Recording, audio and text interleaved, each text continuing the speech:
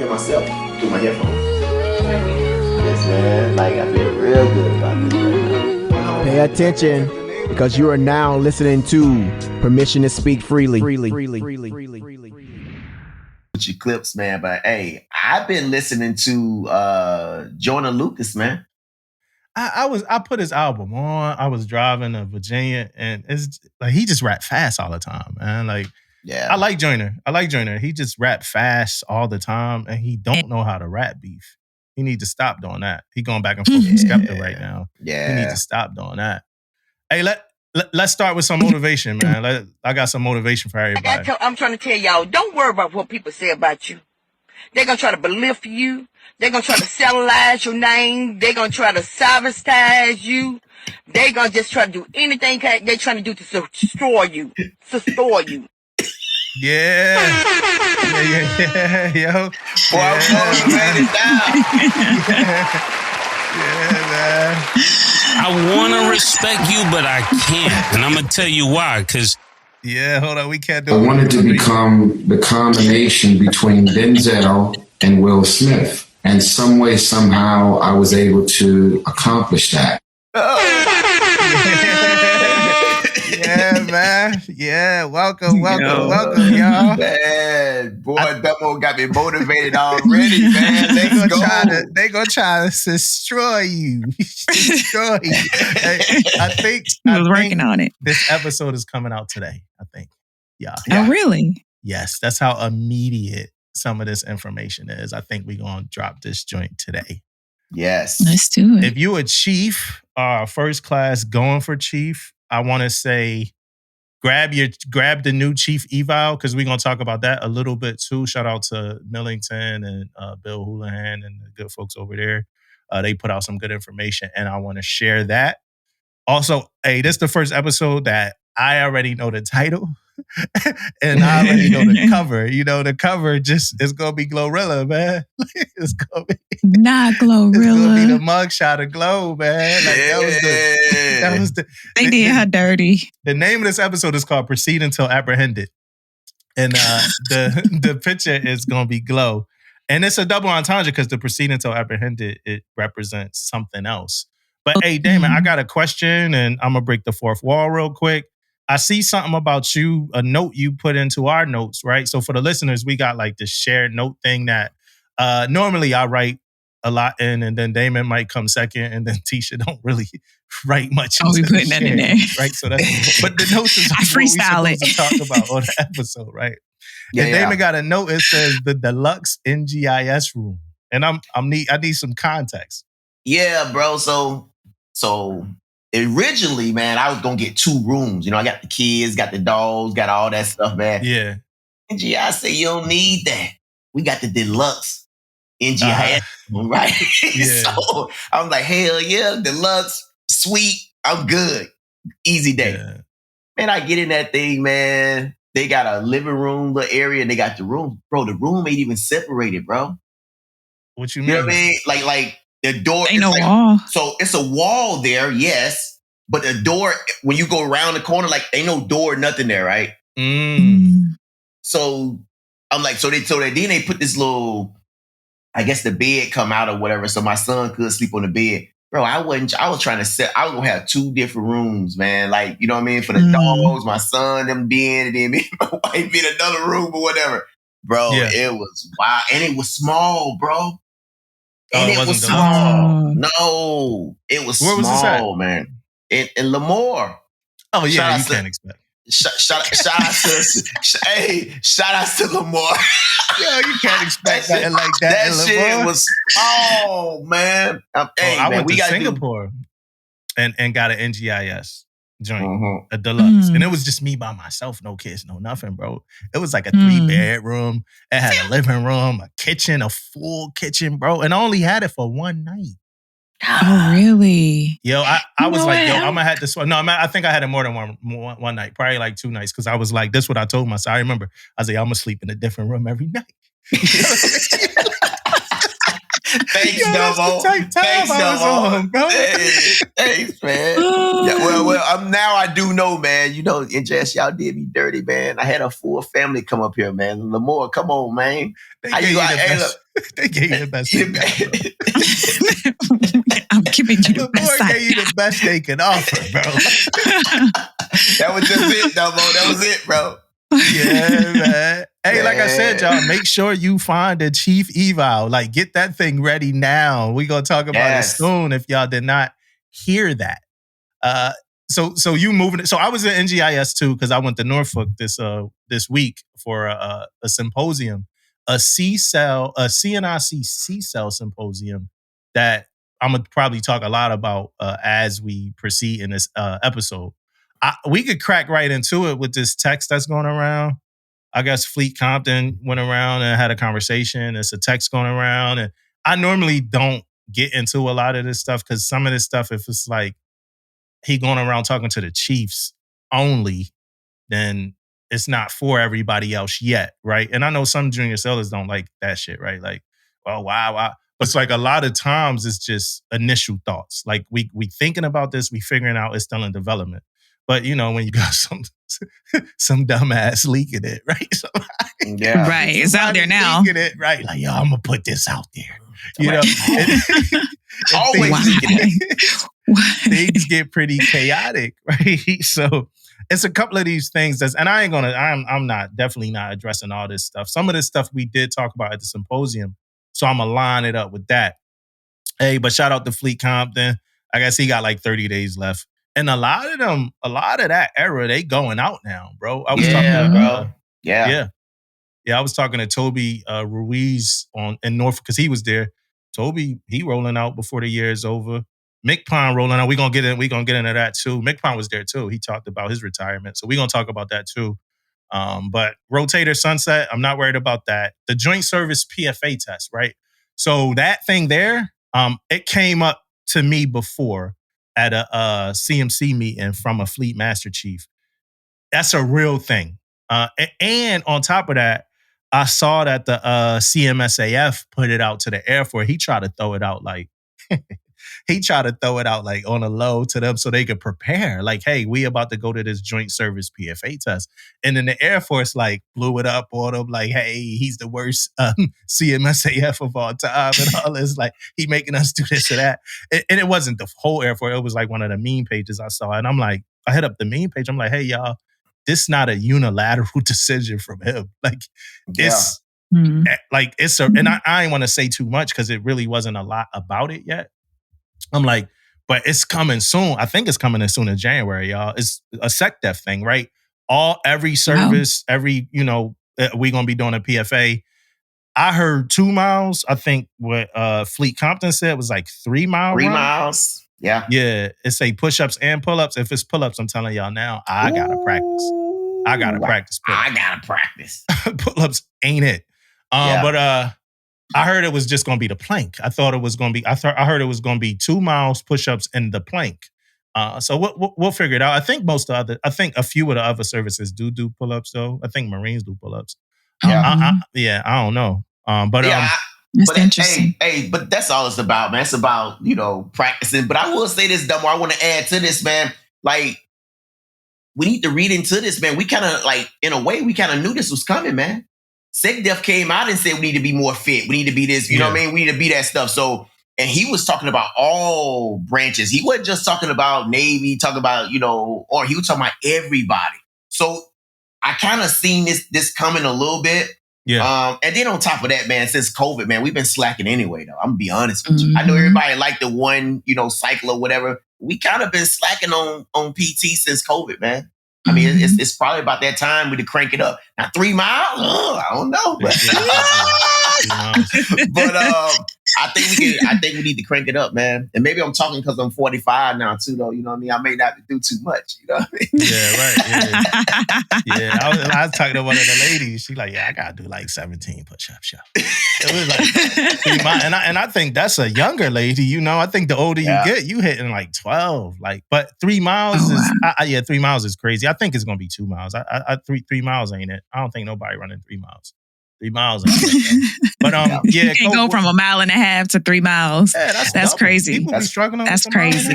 For real, right? You know, for real, right? But the like you said, the COVID and slacking and all of that, and yeah, we have, and not just like standards, not just like what you see, but the actual like the way the instructions written and shit been a lot more lenient to people failing and being able to, you know, do what they need to do. And we talk about this a lot. Like we've talked about PT standards a whole lot, you know.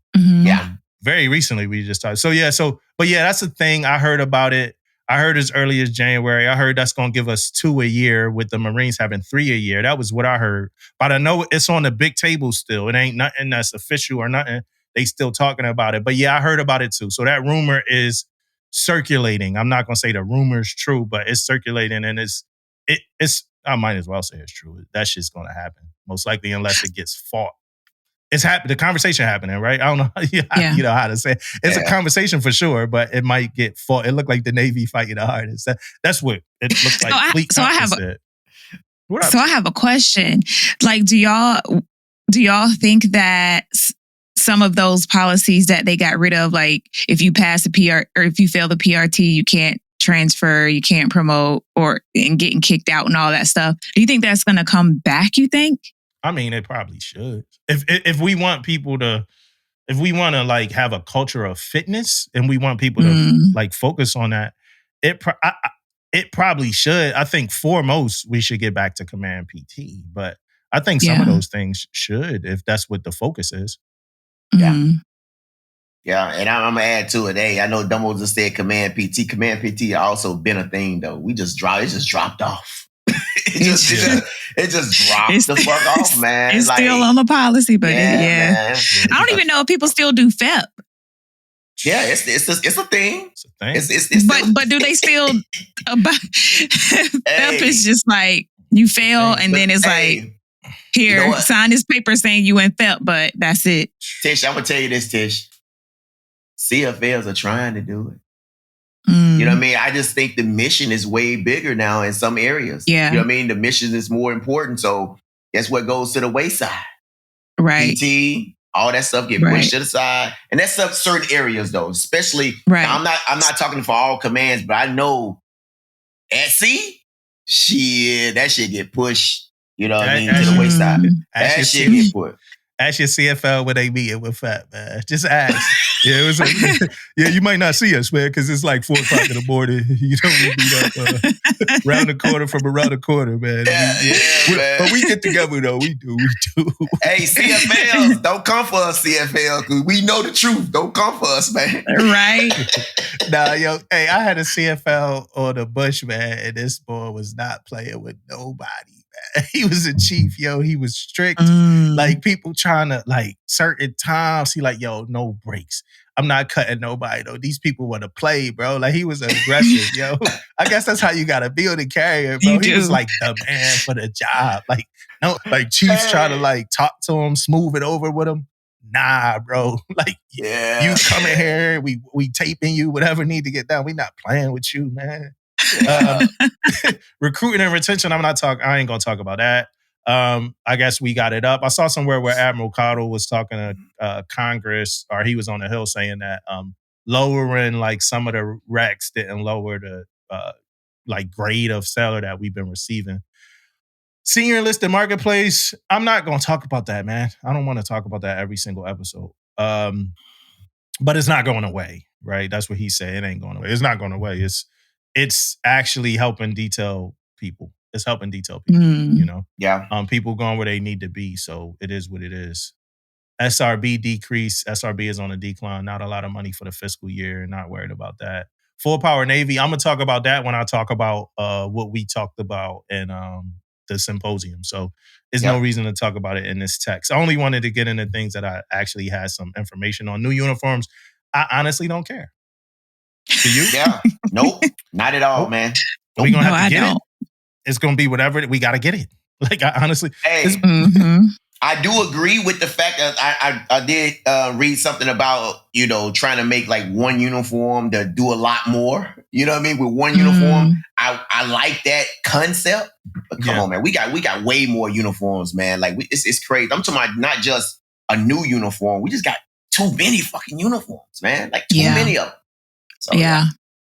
That the uniform allowance definitely need to go up because it just be too much that you got to get. Yeah. I was too trying much. them boots like $250 for those like crazy, tan boots bro. or whatever, called Coyote, whatever. But there's like $240. Yeah, like you can't go grab multiple items at the same time if you got that. Right. You got a budget. Like I went in, I was like, yo, I'm gonna grab. Like I went in right to grab some choker whites, right? Because I ain't have none, so I'll go in and grab chokers, and I'm like, I'm gonna just get the chokers and the boots. I'm like, nope, I ain't about to spend the $600 like that, bro. I come back for these boots, man. Or like, and then my captain wound up saying, so I ain't had summer whites, right? And my plan, because somebody was like, yo, not summer whites. I didn't have chokers. And somebody was like, you never really wear chokers. And I hadn't had to wear chokers yet. But now I'm going to ceremonial guard where I'm going to have to wear chokers. But they give you uniforms at ceremonial guard. So I wasn't really worried about the chokers because I'm going to get, that's a part of being at the guard. You're going to get a pair of chokers. But now we having a change of command. And I'm a part of it because I got to give my captain a gift. So I'm like, fuck, I got to get these damn chokers. So then, we 3 weeks out from the change of command, my captain changed the uniform to summer whites. And I told him, and I ain't tell him that I ain't have chokers. I just went and got the chokers. You know what I mean? Yeah. I'm riding in the car with my captain. I'm like, hey, sir, I never had a pair of choker whites, man. Until you announced that like all participants needed to be in chokers, And then a couple weeks later, you said summer whites. He's like, oh yeah, that's good. I'm like, yeah, but I wouldn't bought the chokers. He's like, well, it's a part of your sea bag, ain't it? So it's all good. That's it. Download and save OMPF data ASAP. Man, something came out about this a while ago. It seemed like a whistleblower type, like email where somebody was saying something about it. I'm waiting on more information from this. Let's get some more information from this before. If this is legit, this OMPF stuff, and I know people listen to our podcast, give us the information so we can do whatever it is we need to do. I'm not going to talk about this right now. It's a rumor from an email floating around from a conversation that Flea had with a bunch of chiefs. So I'm not going to dig into this. It is going around though. Like young sellers got all this context already. And I guess if you're a fleet and you go talk to a bunch of chiefs, it's sad to say this, but I guess your expectation is that like a bunch of young sellers are going to get the information anyway. So you might as well just prepare your information to be consumed by a bunch of young sellers. And then PTSF gets it and overviews it too. So let's go. It's like, why not? If they already got it, and again, like I said, we're not digging into all this. I just wanted to touch on the PT thing, especially with the CMSAF putting it out. Daily Pay app, I'm skipping this. I don't know nothing about this. We'll figure this out later. CPO eval, I'm going to go over a lot of that because, like I said, we talked about that at the Symposium. This whole request to get rid of E4 below of eval thing, I know nothing about this. And again, let's wait till we get some information about this. And I guess congrats to Master Chief Chris King, who was selected to be the next fleet to replace Fleet Compton. You know what I mean? So congrats to him.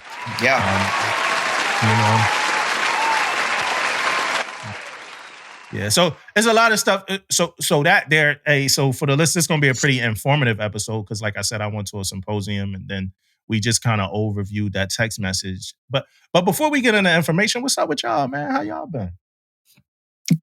Good. Just working, chilling. Mm-hmm. Yeah, that's really about it. I'm doing pretty good too, man. I've been in moving the whole time, right? Probably the last couple of weeks, man. I've been in kind of limbo.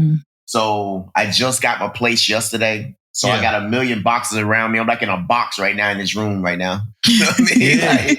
So I got boxes everywhere around me. But we are excited, man. When you stay in NGIS for a while, man, you just be excited to get a spot. I will say this though. Probably record-breaking time though for getting a place. Right? Like, I could have been in this place on Monday if I wanted to. And I had just got here. I think I got here the 16th, and I could have been in this place on the 21st. Right? But I chose not to because my household goods wasn't getting here yesterday, and I didn't want to sleep on the floor that many days. So, but it's just one of those things. So and it's probably one of those things about being in Lemoore is not that many people may not be coming out here. So your house is like, let's go. You know what I mean? But so far so good, man. And I'm a real quick though, man. I want to kill some of the stuff, man. Hey, 15 minutes away from Lemoore in Hanford. Bro, it's a lot of shit there, bro. Yeah. So I was like, but then you got 30, 45 minutes up the road, you can go to Fresno. But it's just a whole lot of being, you know, me and Ella, we out riding. I was riding an hour to work every day when I was in San Diego, man. So 30 minutes, 45 minutes ain't nothing, bro. So, and we don't mind rolling anyway. But at the same time, man, like, I think it's going to be all right, man. You know, you hear all the rumors and stuff about Lemoore, but I'm going to keep you guys updated, though. Trust me. If it's shit, I'm going to tell you it's shit, right? But so far, so good, man. So far, so good, man. Lemoore good. And I don't smell no cow shit yet. That's for the word. I guess it may be coming. I ain't saying it's not coming, but right now, it's good. It's good. It's supposed to smell like cow shit in Lemoore? Yeah. Yeah, so, bro, that's what I've heard too. Yeah, because I guess it's got like pastors and they got all this, you know what I mean, stuff out there. I don't fucking know, bro. I don't fucking know, bro. I mean, you would think now would be the time that it would smell like that, though, since it's summer. Yeah, man. Hot ass. It smell like cow shit every day. Yeah, bro. That's what I was hearing, bro. I don't know, man. As you traversing through life, you just smell like cow shit. You're making it sound way bad, bro. But you're right. Wow. That's how I thought about it though. Like, it's everybody's made it seem like it's like horrible, and that's why I've never ever wanted to go to Lemoore. Yeah. And one more thing that happened to me yesterday, Dumbo, that I wanted to bring up, bro. What's up, man? So we was putting the guys was putting my stuff together, man, and my basketball, goal or whatever, right? And I said, hey, man, put the goal over there. Right? He was like, what? What are you talking about? I said, the goal. I ain't say basketball, I said goal, right? Yeah. And he said, that what you call it? And bro, we got this whole thing. That's some Mississippi shit, bro. So what you call it, Dumbo? Like, you don't call it like a goal, like a basketball goal? What do you call it? I don't call it a goal, man. What else is it to call it? Like, what else? Like the hoop, the backboard, the net. Like, I don't call it a goal, though. Like, that's some like the whole assembly together is the basketball. It's not called a goal nowhere. Like, that's some Southern conversation. Like, yeah, that's Southern, yeah. It might be because I threw this dude all off when I said goal, man. Because I didn't even say basketball. I said, yeah, man, I put my goal back there. And he was like, what? The fuck you know? It's a goal. Hey, help me out, man. Help me out, guys. Help me out there, man. If I'm lost too. It's a bunch of bumpkins. It's a bunch of It's a bunch of bumpkins. I'm lost too. That's called. I'm like, well, what else do we damn call it? A bunch of bumpkins. Hey, my week on the music side, I've been bumping clips, and Freddie Gibbs dropped, and Raekwon dropped, and Giveon dropped, and Tyler the Creator dropped, and so checking all the music out. But my niece was here, right? So for the listeners, our followers, supporters, whatever you call yourself, right? I would like to say listeners, friends, family. You know what I mean? My niece came to visit because we celebrate like whenever our like nieces and nephews graduate 8th grade. So she came up here for a couple days last weekend, and then this week I was TAD to Norfolk in the NGIS, and the Go Wi-Fi was horrible, right? So I couldn't even upload nothing to the internet. So if you're wondering why y'all ain't get like some shorts or reels or clips from the last episode, it's literally because I couldn't upload nothing. I also took the wrong hard drive to Norfolk, so I was able to make a clip from 2 episodes ago, but not the last episode. But that's why. So hopefully we could get a little bit better with social media. But honestly, I think I told y'all like last year or something, like when Amari started getting a little older, that it was just going to be harder to make reels and clips all the time like that. So you kind of get what you get. I wish we could do it every day, but it is what it is. Then after that, so after niece comes, we have a lot of fun. After she leaves, I go to Norfolk TAD to the CMC, this C-Cell, CNIC C-Cell event, which I think was great. And we're going to get into that a little later. I leave there, me and Angeline, I ain't going to say that. We go to see Fantastic Four. We went to see Fantastic Four yesterday. I liked it. I liked the movie. I liked it more than Superman. So yeah, I thought it was pretty dope. And now we here today recording. So for everybody, it's Saturday. I think this episode coming out today if I can. It's harder to do things now with Amari, especially now she's like older than a baby, right? So she's like 19 months now, and she moving. Is she walking yet? Yeah, she walking. Oh yeah, running. She running. She don't walk. Oh, shit. She don't walk. She don't walk. She runs. And, she run everywhere. She runs. She climbs. She talks. Like she got a lot of words. She has a lot of words. It's almost unbelievable. You know, she could associate colors and shapes and like all types of stuff already. So yeah, she got a lot going on. And she got a temperament, a little, she got a lot of stuff happening. One of her friends one of her friends tried to run up on her in the morning, give her a hug for school. And she like cried, like, yo, get away from me, man. So she got her little stuff she got. But she doing good though. So she's an introvert like her dad. Yeah. So the introvert thing is two things that I like to kind of like make sure we understand. Me being an introvert does not mean that I'm not social, right? It means that I need to recharge. Like I could drain myself of my social energy. It don't mean I'm not social. And another thing that I think people get confused is how I feel about like meetings at lunch, right? Because me and Aaron had this conversation. I think people get confused about it. It's not that I won't do it. It's not that I can't do it. It's not that I don't like it. I hate it. Like, I hate meetings at lunch. I'll still do it. I just like, I would prefer not to. And I've had to do meetings at lunch, and it is what it is. But if we got to talk about work at lunch, I'm good with talking about work at lunch too. But we talked about this already, right? I want to talk about work outside of work all the time. What else am I fucking talking to you about? Yeah. You know what I mean? Yeah. Oh, don't get me started on that, dumb. I'm the same way, bro. Like, same way. We can't talk about work outside of work, dude. Like, what aspect? I don't even know nothing. Yeah. I don't know nothing else what about else you. we talking about? Nothing else. Hey, on a sad note, y'all, we might have to slow walk this one. But so with all the other stuff happening on the week, I think the week started with the Malcolm Jamal Warner, the news about his death. And he so rest in peace to him, prayers for his family, all that. But he was 54. Devastating, bro. Devastating. Yeah. He was on vacation, right? Yep. Yeah, in Costa Rica with his daughter. With his daughter, his family, I think, right? But it happened with his daughter, right? Yeah. And it was like some skewed stories of different stories. And I ain't really want to get into all that stuff, but man, he was like a staple, man, for us in our childhood. Right. Yeah. 100%. Yeah. Man. I know that I had a little minor crush on Theo when I was younger. I think all the girls had a minor little crush on Theo. So yeah, I was like, dang, like it was just so shocking. So shocking. And then the way that it happened and everything, it had me like looking up riptides, and I'm ready to put a PowerPoint training together for my kids because they love the water, they love going to the ocean. And I'm like, dang, like if they were in that situation, would they know how to get out of it? So I'm preparing training for them actually. You know what, Tish, that's crazy because I was saying the same thing because I just sent my son to he went to Temecula with his friends, right? And they out there camping, they out there swimming. And the first thing I was telling, then all this stuff happened, over that time period. And I was like, hey man, no one knows when something's gonna happen till it happens.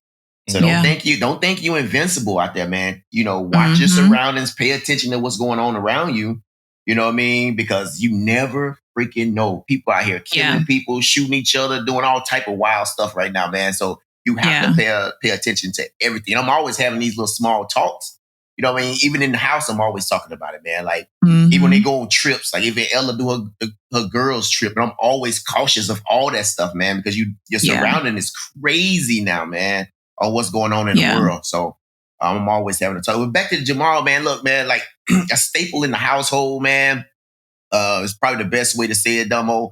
But also, man, like some of the stuff he used to do and say, man, we grew up and we kind of like acted like that a little bit, man. Like a lot. He was one of those, actors that you most definitely, took something from, him and the whole show too, though, of course. But just him, and the way he did business, never wasn't into a whole lot. You know what I mean? Like we hear here and there, but it wasn't like he was out there. He was out when you hear him speak.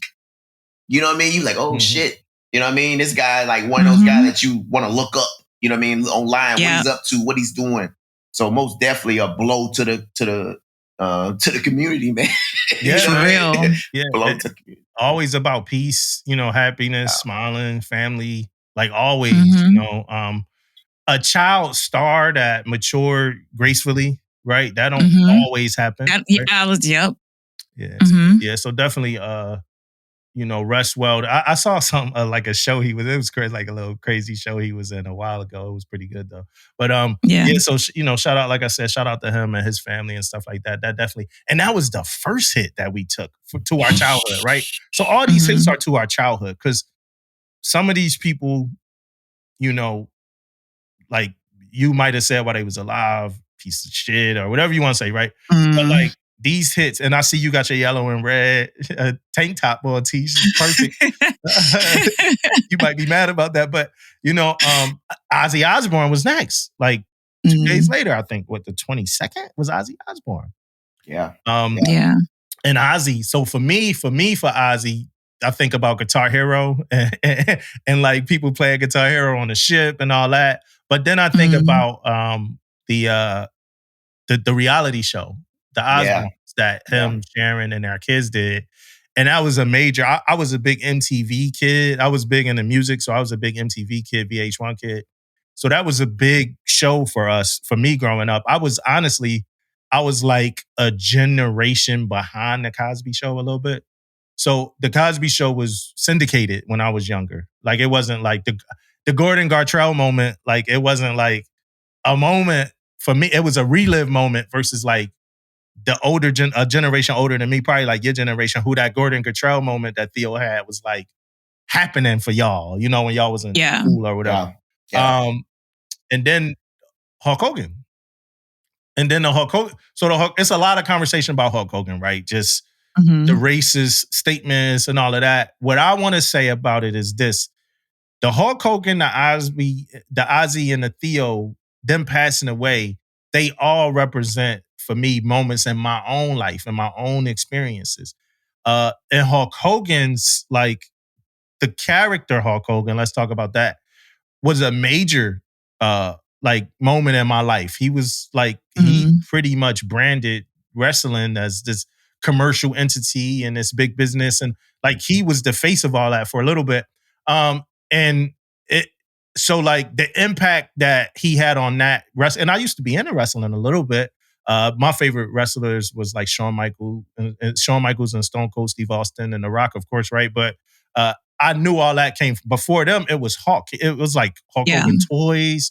He was all over the place, like cartoons, TV shows, all that. But he was another who had a reality show. So Hulk and Ozzy were like pioneers in the reality show media format too, on like VH1, MTV. So they just, for me, I'm not thinking about Hulk Hogan and like all the stuff he did or said or whatever. I remember he had like a sex tape. He was having sex with like his friend's wife or something. Like, I'm not thinking about none of that. I'm thinking about my childhood. I'm thinking about like who I was as a kid, like the character, watching Thunder in Paradise, Thunder, like that. Yo, I don't think nobody remember this shit. Thunder in Paradise. So they had a show. Yeah. He had a show called Thunder in Paradise, and it was like, damn, they had a boat, Damon. What was the show? What was the show with the car? The car that like, it was the black car that could talk. Oh, Knight Rider. Knight Rider, yeah. So Thunder in Paradise, they had a boat. It was like the Knight Rider car, though, but it was a boat. It was Hulk Hogan and some other dude. It was a horrible show, yo. But again, though, it was just, it makes me think about when I was X years old or whatever. not necessarily them. So yeah, that's my take on that. Yeah, man. Hey, I'm for the Osbournes, man. You're right, man. Like MTV first came out, Pioneers, all that stuff. And I was an outside guy anyway, so I didn't watch a whole lot of Osbourne and all that stuff. But he was one of the first ones, though, right? To start the reality thing. Yeah. And you seen a whole family there, and it was what it was, right? It's like a lot of that stuff was good TV, so they didn't sugarcoat. It seemed like they didn't sugarcoat a lot of it in that show. So that was great, man. Now, I'm going to tell you Hulk Hogan, man, and I'm going to go to the character itself, too, though, man. Man, I grew up on that shit. I was a Hulkamania. I was that guy, man. What's up, brother? You know what I mean? I was that. I was that person, man. I was tearing off the shirts, right? Yeah. Now, I'm here to say this. Hey, it's a lot of other stuff behind it. I got it. But the character Hulk Hogan, man, I'm here to tell you that stuff, he was like the forefront for a long time. A long time, man. And then they changed his character a little bit. He went with the all black and NWO. Yeah, bro. I was all about all that stuff, man. I'm telling you. Then my mom passed away, man. My mom was probably the biggest fan of all time, man. Yeah. Like that's like one of the only things. And my mom was, I ain't never talked about that story, my mom's story, but you couldn't. My mom was a person. You ain't sitting down when she gone. She's doing whatever. But that was one thing that we know when when it came on, we was all in there watching it. Yeah. You know what I mean? So that was one of those things, and she was a big fan of Hacksaw Jim Duggan coming out with the you know what I mean? She was like big fans of all that stuff, man. So big deal for me, man. I know it's a whole lot of other things, about Hulk Hogan and stuff like that, man. But the character of me growing up, he was a big part of all that stuff. And also he was in Rocky. Yeah. You know what I mean? That was one of the biggest Rockies with him. I think Mr. T and all them was on the same show and all that stuff, man. That was a big deal too, man. Yeah. I think I knew who Ozzy Osbourne was first from the reality show, because I didn't really know much about the music, and I didn't really watch the reality show. But I did, like, I looked at them like, oh, that's that like weird family. That's all I really do. Oh, that's that real rock family or weird rock family or whatever. But they seemed to be entertaining though. I remember like seeing like a couple clips or whatever, but it wasn't something that I dedicated to. But he seemed like a very influential person. So much respect to him just off that alone, because it's not easy, especially back then. This is like before social media. Yeah. It's like, it's kind of easy to be on now. Well, easy, but not really. But back then it was, you just had to tune in to get your, to get paid. Listeners, watchers had to tune in. So, and then as far as Hulk Hogan, my dad was a big wrestling fan. And so, my early childhood memories was him, he's like one of those people when he would watch wrestling, he would be loud. And so him like being all theatrical watching. And then when we would wrestle as kids, like me, my brother, my cousins, when we would wrestle, you know how when you like wrestle and then you like call out, it's almost like playing basketball. And then you'd be like, Kobe, before you go make a shot or something. We used to be like DDT off the top rope and all that stuff like that. So like as kids, I think that was probably what made us wild as kids, was being exposed to wrestling. And Hulk Hogan was a big part of that. And I actually didn't know about all of the negative stuff. Yeah, with Hulk Hogan until he died. So it was like, I had no clue. So it was like I had to mourn twice. I was like, dang, I had to mourn who I thought this man was all of these years. Like, damn, like I really, and so right now, as far as Hulk, I really don't know how to feel right now, because I'm just kind of stuck between this, like, thing, the man that I thought he was, still was growing up, is a different person. But I kind of look at it like R. Kelly, you got to separate the man from the music. Yeah. But it's just too soon right now. Yeah. And his real name was like Terry Bollea. Yeah. So Yeah. But, yeah, and on all that shit he did, like, we not jacking none of that. Like, so for the listeners, like, I ain't jacking none of that other stuff he did. Like, I ain't with all that. Like, the racist guy, whatever he was doing with, just to put that on a record, too. Because we just, we just wax poetic about our childhood memories or whatever. All the other stuff he was doing ain't it. It's not, and it's recent too. That's the thing that it was like. Dang, it was still recent too. Like he was still going. Yeah, she was wild, and it was wild. Wow, Tish, it was wild. I listened. He went in like it was crazy. It was crazy. Yeah, it was. It was. He say words we don't even use on podcasts. So Malcolm, like I said, Malcolm Jamal Warner was 54, Ozzy was 76, and Hawk was 71. And then just transitioning from just that is also like, hey, make sure that Malcolm's a little different. It's a freak accident. But the other ones, it's like, hey, make sure that, taking care of myself, taking care of ourselves and all that. Hey, something crazy happened. So I just give a quick, I'm an installation CMC, right? While I'm at this symposium, I get a text. We got a sailor that he a tenant commands sailor. Got out the Navy April 2024, bro. Still living in the barracks. What? Yeah. Still living in the barracks. So that's just wild. Now, all of the rest of the inside business and all that stuff, it's happening and it's being taken care of and stuff like that. But I just wanted to share that. Because the reason why I wanted to share it is because I was talking about it at this, my bad. I was talking about it at the symposium, and most of the other CMCs there is all installation guys. And they, like, everybody I talked to, there's like, yeah, I had a guy. It was 2 months. Somebody was like, yeah, we had a guy. It was 3 months. So it's not like, it's not like a random thing. So, hey, tenant commands, man, just take that in. Think about that. Like, make sure y'all tell me. Hold up, Double. Hold up before you go. Hey, that got to be an inside job a little bit, though, right? It's a lot of ways that I see a lot of ways that could happen. And that's, so, I got my guy standing in for me, and, my captain was asking some questions about it. And I'm like, I get it. Why captain, a captain want to know, like, what could we do different? Like, what did we do? What could we do? Whatever. But it's a lot of ways that, that could happen. If the command ain't doing if the tenant command or the command that, the seller is attached to is not doing a exit room inspection, and that could happen. And it ain't a lot of commands. I mean, like, I've checked out of the barracks without my chain of command being there and doing an exit room inspection. And then now also, so if you don't have somebody from your chain of command doing the monthly room inspections, like let's say you're on a carrier, for instance, and this happens. If you don't got somebody that's in on a carrier, somebody from your division is supposed to do your room inspection, right? Yeah. But let's say that's not happening. Like, it's like an RA. And in this case, this command, for instance, had an RA doing room inspections, right? For everybody, right? So now let's say that, like, it's an RA doing it and the RA don't know you.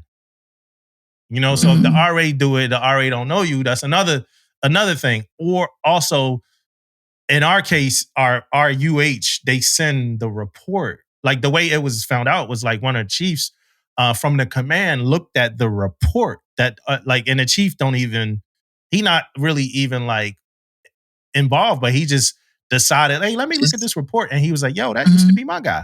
Why is he still listed on this report? So because they write the names on the room. So one of the chiefs looked at the report and was like, oh no, he's not in the Navy no more. Is he really actually still in there? But if it's a lot of different ways that this could slip through the cracks. Yeah. Tracking. April 2024 is it on base? Time. No, it's on base. It is. It's on base. It's on. So that means he still had an ID card to get on and off base too.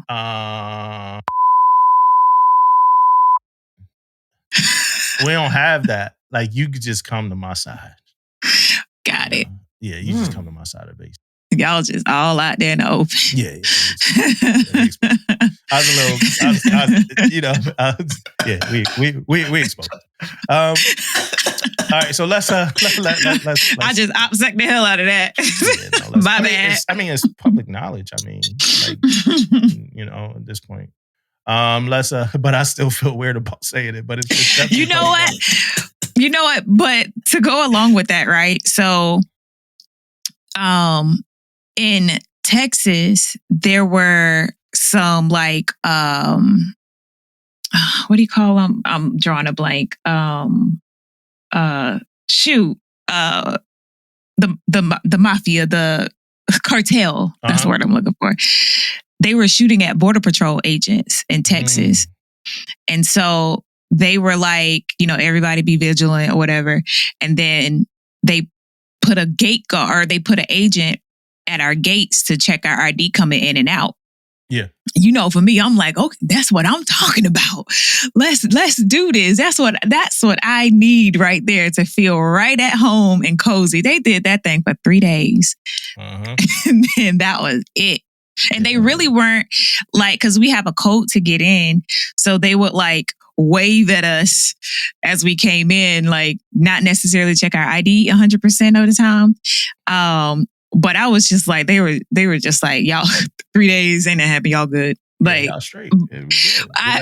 I literally feels like so exposed at work, less safe than I did on the Navy base for sure. Every day I just be like, please, come to my base. Can I telework? Right. It could be worse. It could be worse. People be ordering Instacart, yo. I saw somebody order really? Some shampoo before. So it's really open. Wow. Let's move on. Speaking of oh man. The 7-year-old kid that got snatched at gunpoint while his dad ran in a house, to me was just a crazy story, right? Some more breaking the fourth wall. We're gonna be recording again in a couple of days, and we got a guest, and this could have been a topic for that, but no, we'll talk about it here. I think it's kind of worth it. Dad of the year, man. like congratulations, Pops. You the father of the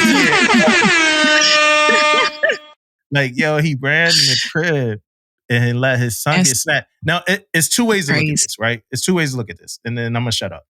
He runs in the crib. His son gets snatched. And I think it's like his brother's involved and all this shit. I ain't going to get too deep into the story. But he runs in the crib. Son gets snatched, right? A couple of days later, the son is returned alive, good to go, right? Mm-hmm. That's that universe. In a parallel universe, he does not run in the crib. He fights for his son like any of us would do and dies. Mm-hmm. And now his son grows up without a father, But that's the way that us dads would do it. We would die for our son to live and not be kidnapped for a day. Right. And I'm not saying that and I'm in jest with some of this. It's really fucked up. I didn't watch the video. I didn't hear the young kid cry and yell. And I heard that was real hard to listen to. But that's so now the dad is on like social media, like, yo, I'm a good dad. My son's still alive. He's still here. Did y'all see this? What's up? Did y'all see this story? I saw the story. Yeah. I did not see it, but I got some questions with it though, man. Like I gotta think. I was thinking about that. So I read it, Dumbo, and I was thinking like this. It's some circumstances, right? How far the kids away? Kid was on a bike. So the video was viral. Yeah. I didn't see the video. I haven't seen it, bro. Yeah, I didn't watch the video either, but I did see the headlines though. Kid was on a bike, and Pop was, and I didn't study the video, y'all, for the listeners. Yeah. Kid's on a bike, and he's like riding up on a bike. Pop is like off. Boom. He gets in the house. Kid on a bike. I think Kid gets off the bike, try to run around a car. It's two gunmen. They got guns. One of them going after Pop. The other one goes after the kid and catches the kid, put the kid in the car. That's tough, bro. Yeah. That's because you automatic dead. You're dead, bro. It's no. Now, if he but think about this. A gunman jump out. Your first instinct is to what? Grab my kid and run. Grab my child. But you saw the video. So since you saw the video, how far was the kid away though? What I'm getting at is Pop would have had to run from what I remember, right? Like I said, I ain't studied video. Pop would have had to run to get the kid and then run. Pop would have been exposed. Pop would have got, if they was coming for Pop, he would have got it. It would have been over. Like you and your kid could have got killed if that's the type time that they was on, right? Like it's not the smart decision. Right? Yeah. It's just not the smart. It's just not smart. You know what I mean? But Yeah, I mean, yeah, you're right though. The respect factor, man. You might be dead, bro, but I guess you'll be respected, Dumbo. You know? Right. Better die a hero. Die hero. yeah, now you got to grow up. You got to keep trying to convince your son, like through the rest of his life, like, hey man, but like we both still here. Like your son, like, who cares, Dad? Like you should have died. Right. I'm not joking. Right. Hey, Dumbo's son got a car at 15. He got a Rolex on, bro. He got the chain. You gotta make up for I it. gotta make up for it, bro. You gotta make up for that shit. He got everything, Yeah. bro. But I really do love you. Pops is online, like, you know. He trying to take up a decision, huh? Yeah. He try to, yeah. Bro. It's a weird story because the son is, because it's a great ending because the son is still alive. So that makes the story weird because he like, yo, I made the right decision, you know? And maybe it was his reflexes that got him in the crib, right? Not because we could say whatever we want to say. You could say whatever you want to say you're going to do. Like I could say this straight up. If a alligator took Saint, I am not making any effort to help. You know what I mean? I don't know how bad that is, how bad that sounds. But if an alligator snatch my dog, I'm going to mourn. I'm going to look away probably and just mourn. I don't think I'm jumping in the water to snatch Saint out of a gator's mouth. Right. You know, what do you do with your dogs? What would you do, Dame? No. Now she. Yeah, I'm gonna buy a candle. We're gonna do a memorial. Yep. I ain't doing none of that either. I would look at Angelina and be like, babe, he's gone. Yeah. And, you know, how'd you let him go? He's gone. Let's call Banfield now. Yeah. Right. And stop this insurance. And I heard Banfield don't stop the insurance after the death of the dog. So fuck Banfield. What? Yeah. Man, Banfield out of control, bro. That's crazy. I got Banfield. I don't like Banfield at all. So what you paying for after the dog died? Like, hey man. That's crazy. That's crazy. He could have still been here if you wanted to chase the gator, he would have still been here. So you gotta pay us. That's crazy. Man. Oh, so here we go. Khakis with no t-shirt, right? The khaki uniform without a t-shirt. So some civilians at my job came up to me. They was like, hey, can you wear khakis without a t-shirt? And I honestly, my first response was yes. I was like, yeah, you could wear khakis. Because I've seen it so much now from like people of high stature that I got kind of tribal into thinking that I would never do it, right? But I got like, okay, yeah, I would never do it just because of like style factor. Like I just don't. It ain't for me, you know what I mean? Like, but I was like, yeah, you could definitely do khakis without a t-shirt, you know. And then I thought about it for a second. I'm like, man, let me look that up, man. So I go look it up, and I come to the realization that you can't, you know. So it'd be a lot of people running around with so you have to have a white t-shirt on with your khakis, right? So the white, see Damon looking confused over there. The white t-shirt is a part of, like, it's an item listed as a mandatory uniform item with the service khaki uniform. So it's part of the uniform. So when you look at the uniform, you get the white t-shirt with it. You could wear a V-neck. And that's accordance with Regulation Article 3501.101. So the undershirt must be a round collar crew neck. I think you could wear a V-neck. Yeah. But I think what happened was, and somebody correct me if I'm wrong on any of this, I think what happened was people started going crazy with the V-necks. Like, so you get like a lower cut V, a lower cut. So you can't see it. Yeah, and then some people like, man, you know, they gonna have to ask me if I got a V-neck on. I think over time, people just stop wearing t-shirts. But yeah, so what I got is that you cannot, what I got is that the white undershirt is required unless specifically stated otherwise. So for the female uniform, like, you know, we have the shirt that we tuck in, and then we have the blouse that we don't tuck in. If I'm not mistaken, the blouse that we don't tuck in, we can actually not wear a t-shirt with that one. I ain't arguing with y'all. Only that one though, and I think that's how I know that you have to wear a white t-shirt is because I knew that only in that uniform you didn't have to, or only in that blouse we didn't have to wear a t-shirt. Yeah, well, you know what, Dumbo? Hey, I'm with you though. You guys just educated me, man. I done seen so many of you clowns out there wearing the freaking no shirt. Yeah, you confused me. You confused the shit out of me, man. And now that I know you're supposed to have it on, now you know that's good stuff. But also, I want to add, you're nasty too. Nasty, that's straight nasty, man. Yo, bro, like, you wearing that shit with no shirt? That shit scrubbing your fucking. That's what I was about to say. The frogs scratching your chest, man. Yeah, man. Nasty. You got some other shit going on. I just want you guys to know. I'm trying to find that other shirt. You got bruises to see if face. it says. Hey, y'all, look it up. Still look it up, y'all. I ain't pulling up the instruction or nothing. So definitely, y'all look it up. And if it's any different, y'all educate me, please. TA money drying up, y'all. That tuition assistance money is drying up. They sent out an email earlier a couple weeks ago. Like, hey, man, if you got people that need to put in for TA, do it now. The TA money drying up. Not saying that it's running out, but it's like, hey, get it in early so they know.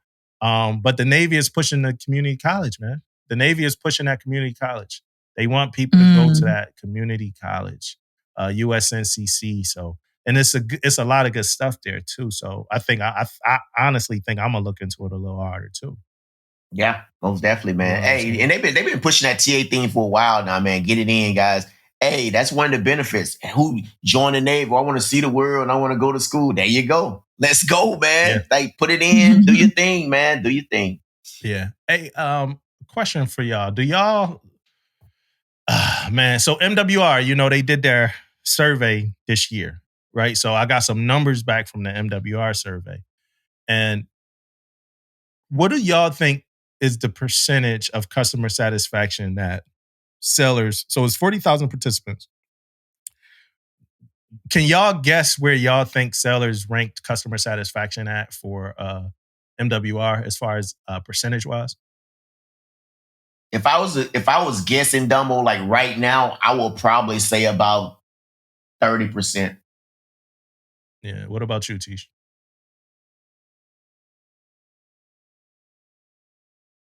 I'm going to put it at like 70 or something like that. 94. Oh, okay. 94. So, because I feel like when I go there, for the most part, I get what I need out of it. I just underutilize it, though. Yeah, and I think that's the case. Well, a lot of younger sellers, they probably just underutilize it. So it's like, hey, 94%, right? I think. Yeah, go ahead, Demo. No. What's up, man?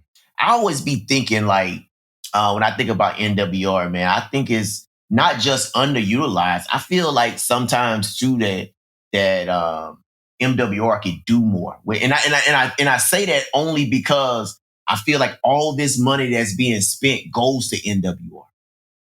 Right. And I may be thinking of like shipboard life maybe a little bit more when I say this. But all the stuff that's on the ship that being paid for goes to MWR in some type of capacity, right? Goes through there. You know what I mean? I feel like you're making so much freaking money, but we doing bingo once a month.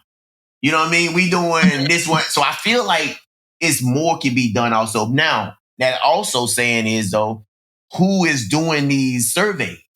Like, are they on shore duty? Were they doing these 40K participants?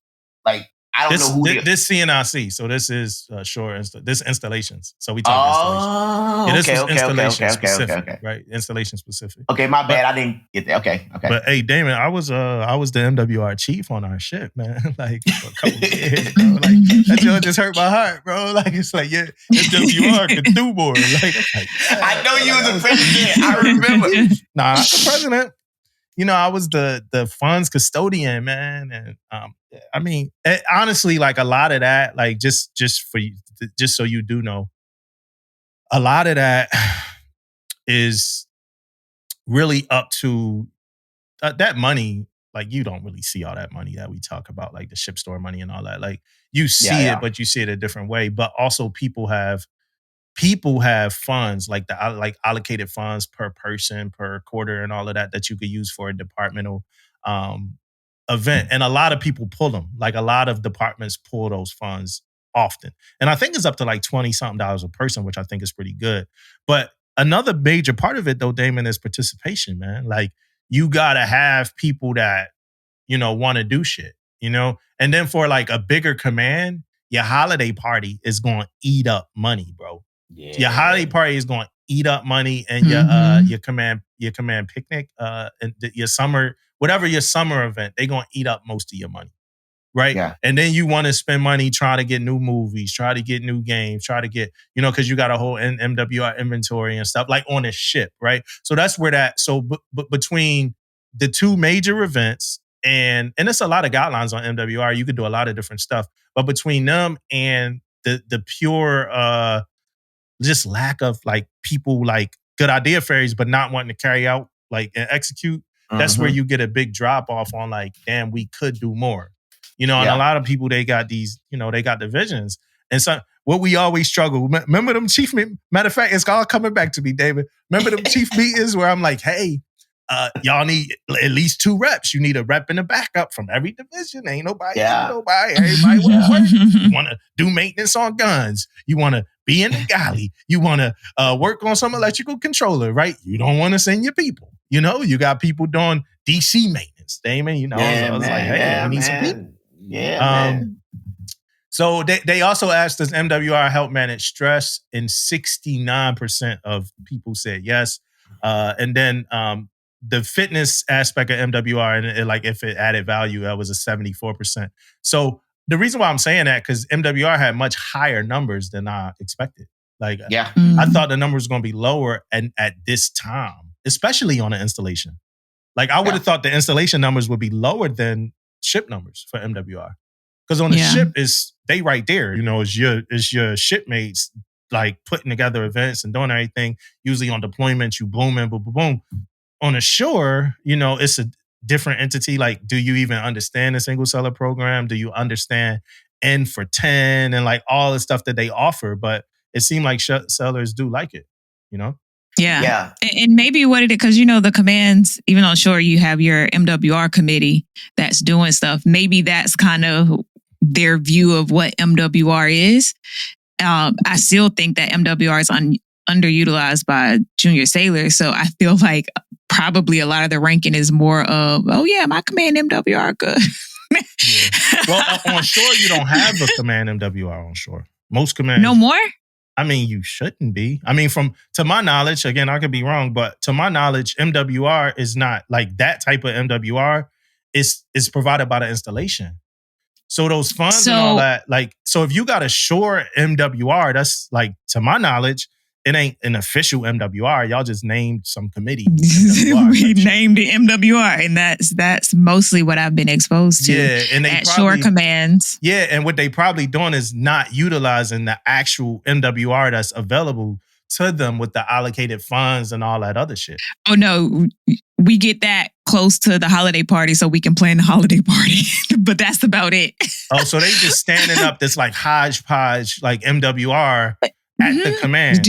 At the command, you do fundraisers, and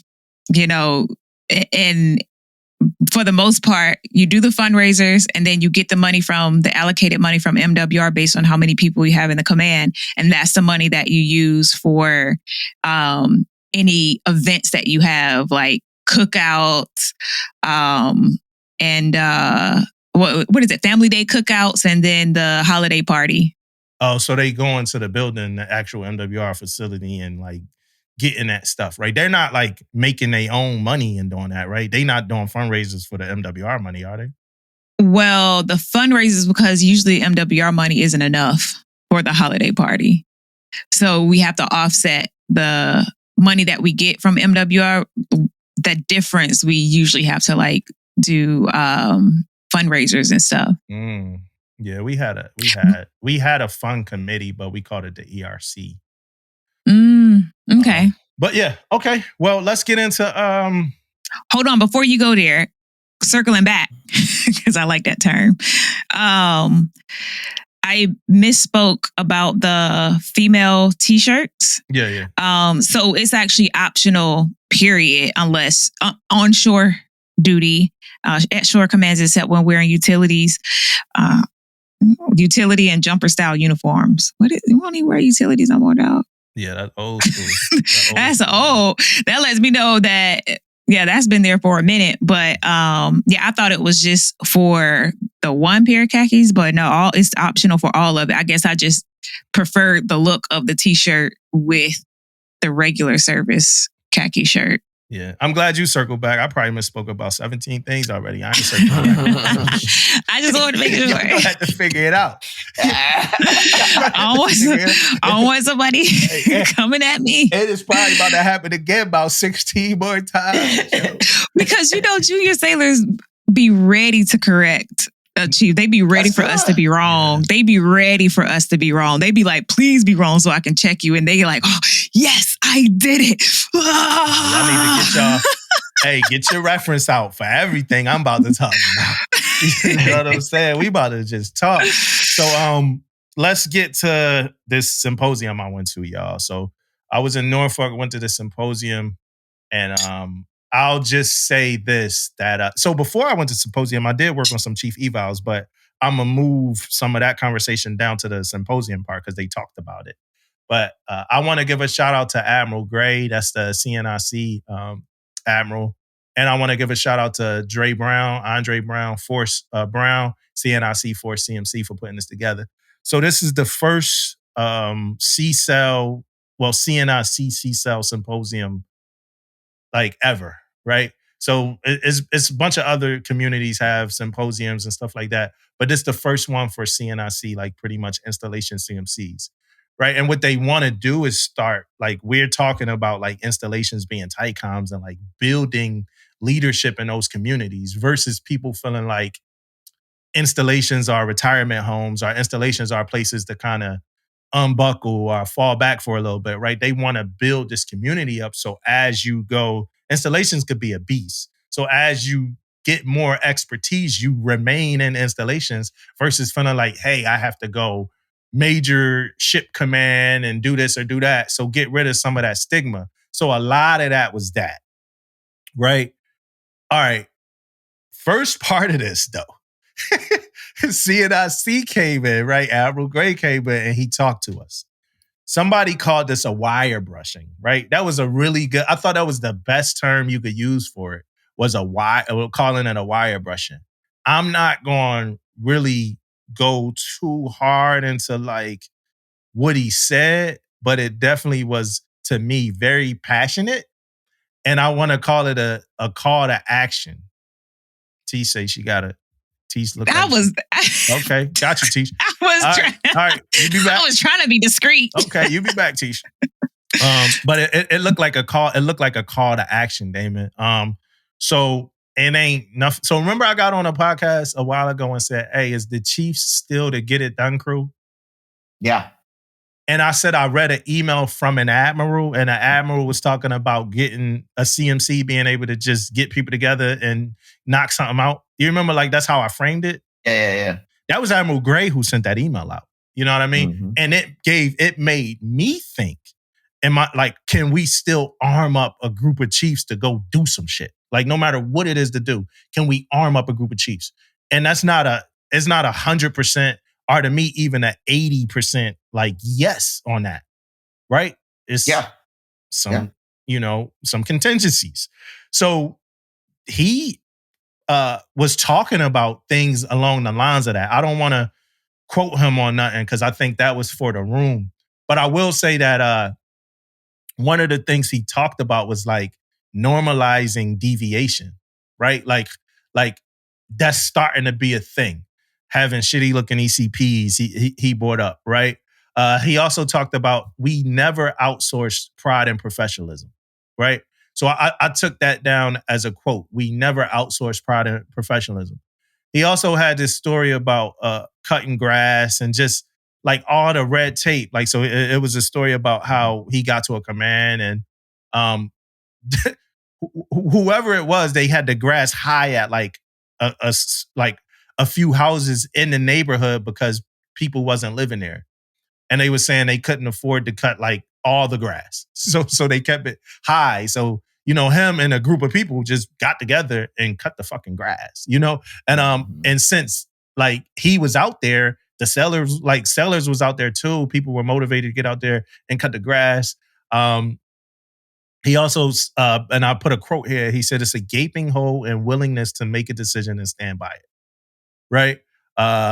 And he also said, if someone is standing in the way of progress, raise it up to chain.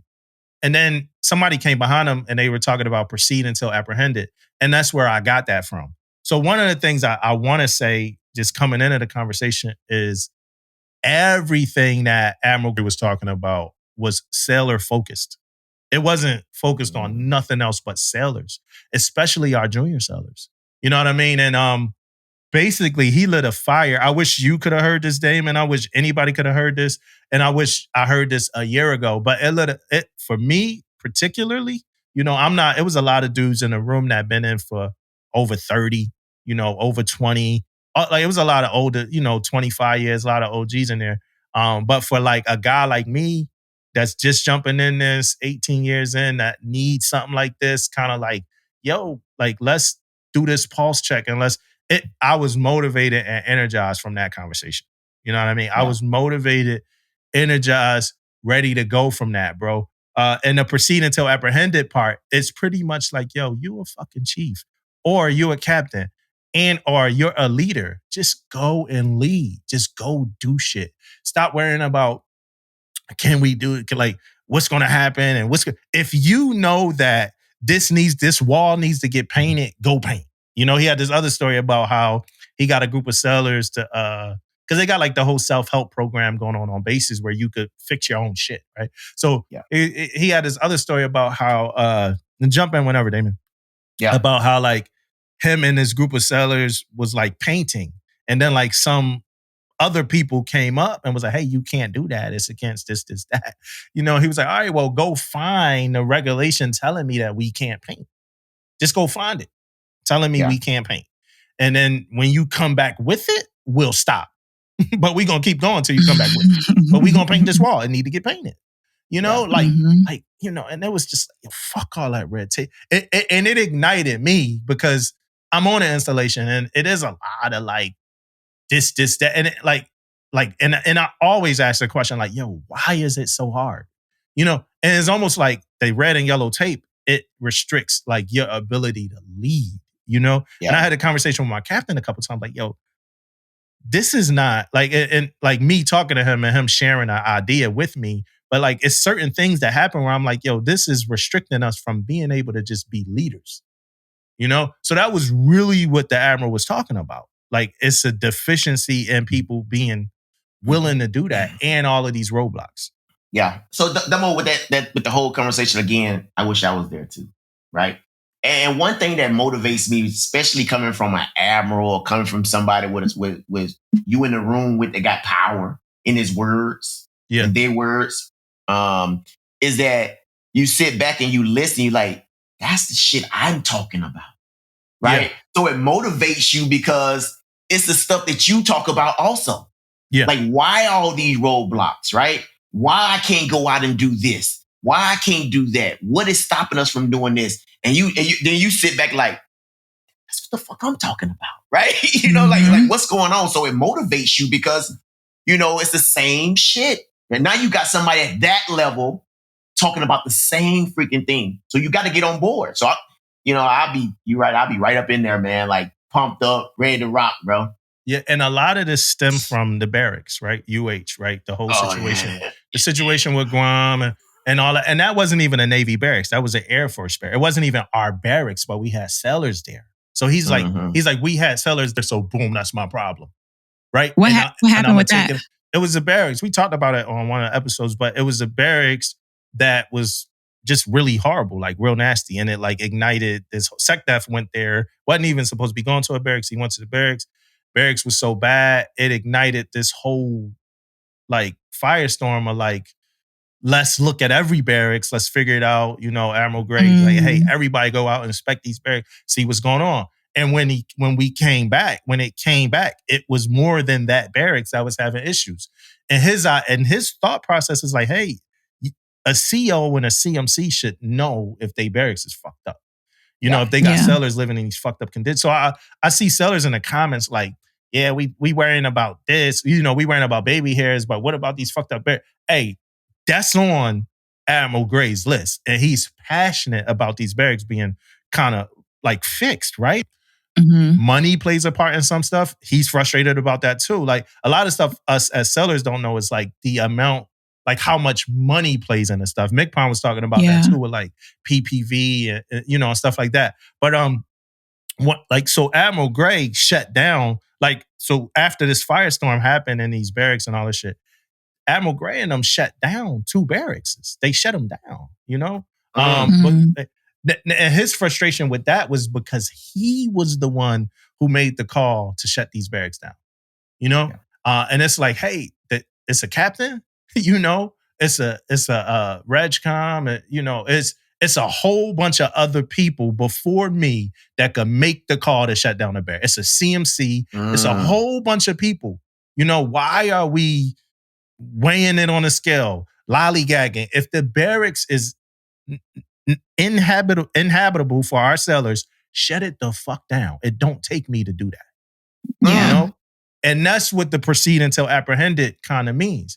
Like, I would rather you shut down the barracks and me have to, you know, figure out why, and me have to come shut the barracks down when you know your seller shouldn't be living in there. So that was like the big, what up? And that's good, Dumbo. I like it, because sometimes, though, as leaders, man, we are a little bit scared. Yeah. Right?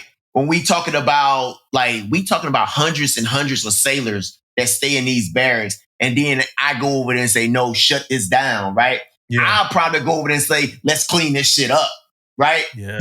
But now I'm getting the power. It seems like Admiral Gray now giving this power. No, you can shut that shit down. Right? Yeah. That is powerful. And words matter, and that is powerful. This was that. It was like a reminder to lead, bro. Like, lead. Just be a fucking leader. So I like that, right? And I don't want to go too in depth, but I'm sure if anybody was to ask Admiral Gray how he felt about that, he would echo the same sentiment. I ain't say nothing he ain't say right there, right?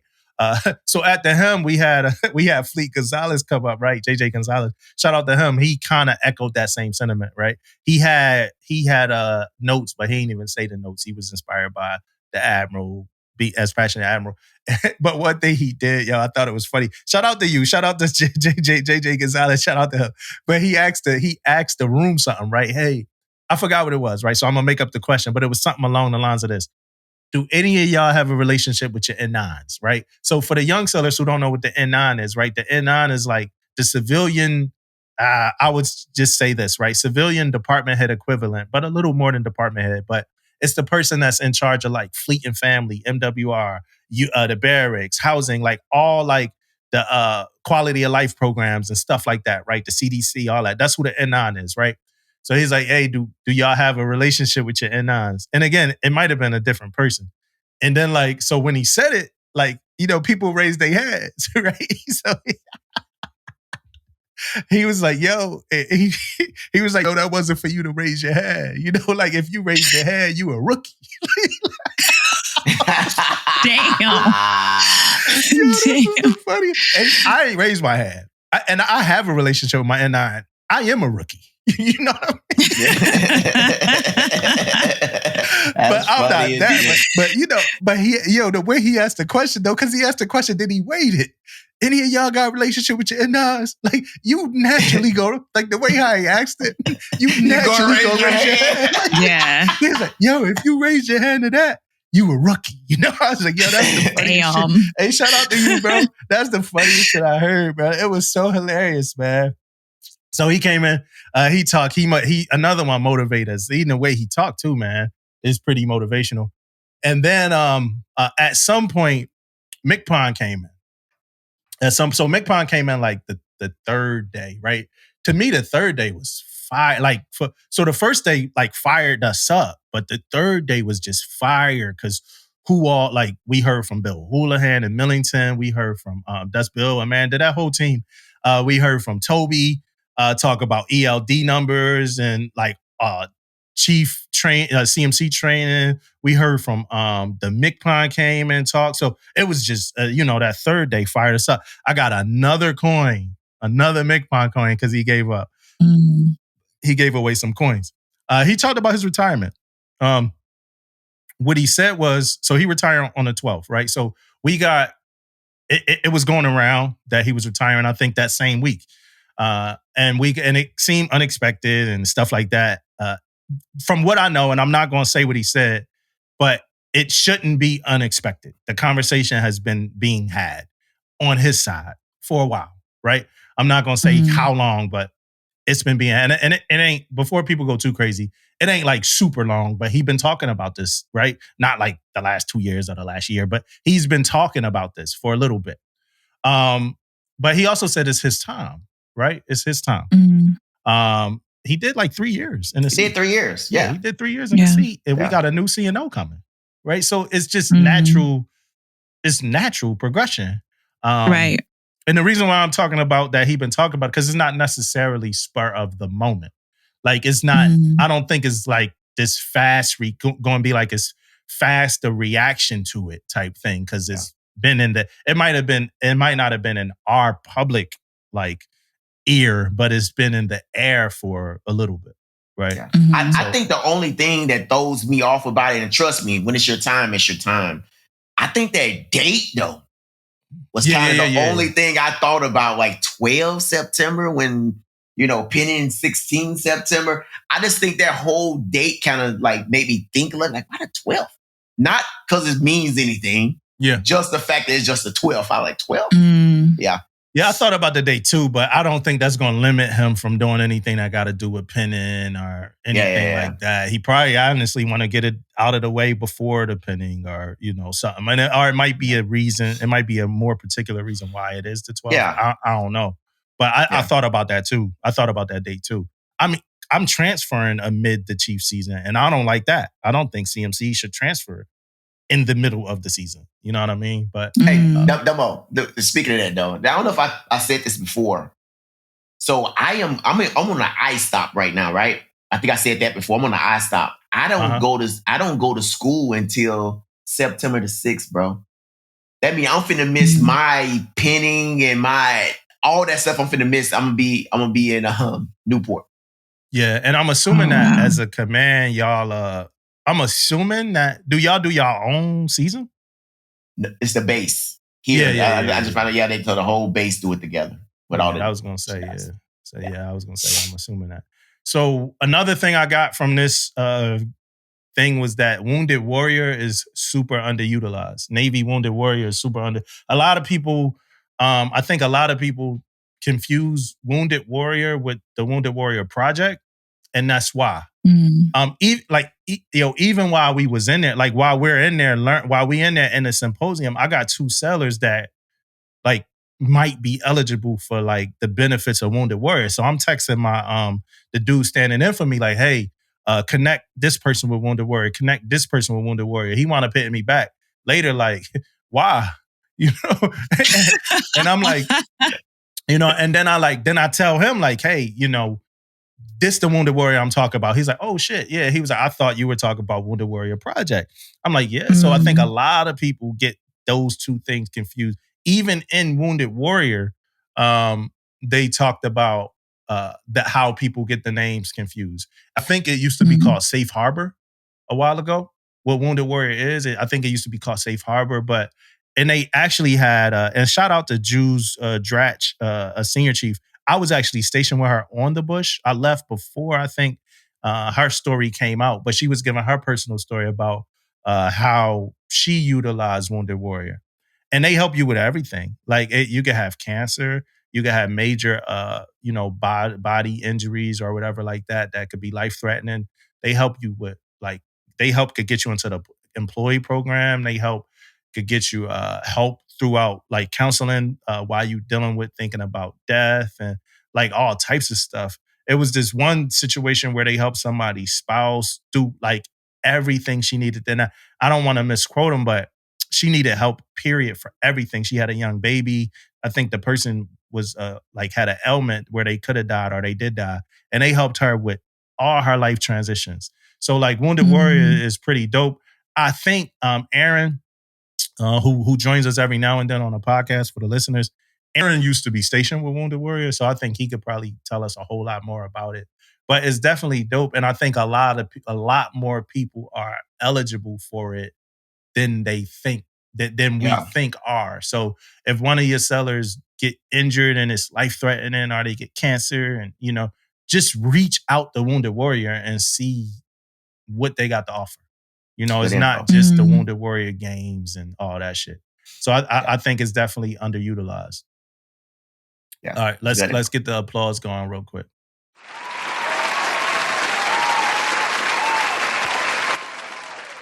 I'm sorry, y'all. I'm sorry, but this was an admin burden, and I think everybody knew it was. It rolled out. The rollout was real sloppy. Hey, we need this done by October. February still wasn't happening right. But EOSC, I remember asking Captain Walker about EOSC. He was like, come on, man. Like, why you going to bring EOSC up, man? EOSC, Expanded Operational Stress Control, is going away. Whoop, whoop. It's good.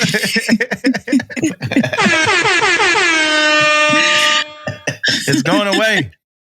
No more requirements, no more training recs, no more none of that. It's going to be synced with Warrior Toughness. So some of that stuff is going to kind of roll right into Warrior Toughness, right? It's still going to be a meter for like triads to gauge crew morale and stuff like that, but EOSC is officially gone away. It was a unnecessary evil that most people didn't even partake in anyway. And I think the Navy understands that. And they like, yeah, let's go ahead and like get rid of this, right? And also it's one of them things where it's like, sometimes you just got to accept, a spade as a spade. Like, motherfuckers wasn't really doing it. You know what I mean? Like, nobody doing it. You know what I'm saying? So boom. And I think people listen to us too. I think people listen to Permission to Speak Freely podcast. Why not? Yeah. You can act like you're not. But EOSC was a wild one, so I'm glad we're getting rid of that. I got a question for y'all to kind of get y'all kind of in on some of this conversation. And this came up. It came up, and I was surprised about this. Somebody stationed at some TPU said that sailors are getting out of boot camp and they don't know what the Navy core values are. Should sailors know the Navy core? And in this conversation, it was responded to by somebody, and somebody said something that I didn't personally agree with about it. But it was along the lines of like, honestly, it was along the lines of, well, they take in so much information at boot camp that we can't necessarily expect them to know the core values. I wholeheartedly disagree with that, right? I think like if you leave boot camp, and with all due respect to the person who answered, I got no disrespect for the person. I just don't agree with that, that sentiment, right? I think if you leave boot camp, if you don't know anything else, you should know the Navy core values. But what's your thoughts on that? So should sailors know Navy core values leaving boot camp? Dumbo, I'm going to jump right in on this grenade real quick. It is the core values, right? It's just that. If you don't, like you said, Dumbo, if you don't know anything else, we are talking about what we represent, right? In the Navy is the core values, not just the Navy. Anything you do, whatever those values are, that's the shit you most definitely should remember, right? I don't care what job it is. Damn near every business, every whatever, they got values, right? It's probably going to be good to know those values. So I don't care what kind of overload you got, brain overload or whatever. If you're going to remember something, it most definitely should be the core values, right? And we went to boot camp too. So we went to boot camp. We went through a lot of the same shit that's going on right now in boot camp. It's a little bit different, of course, but most of the same shit. I remember the core values. People remember the core values. If you don't know them, you choose not to know them.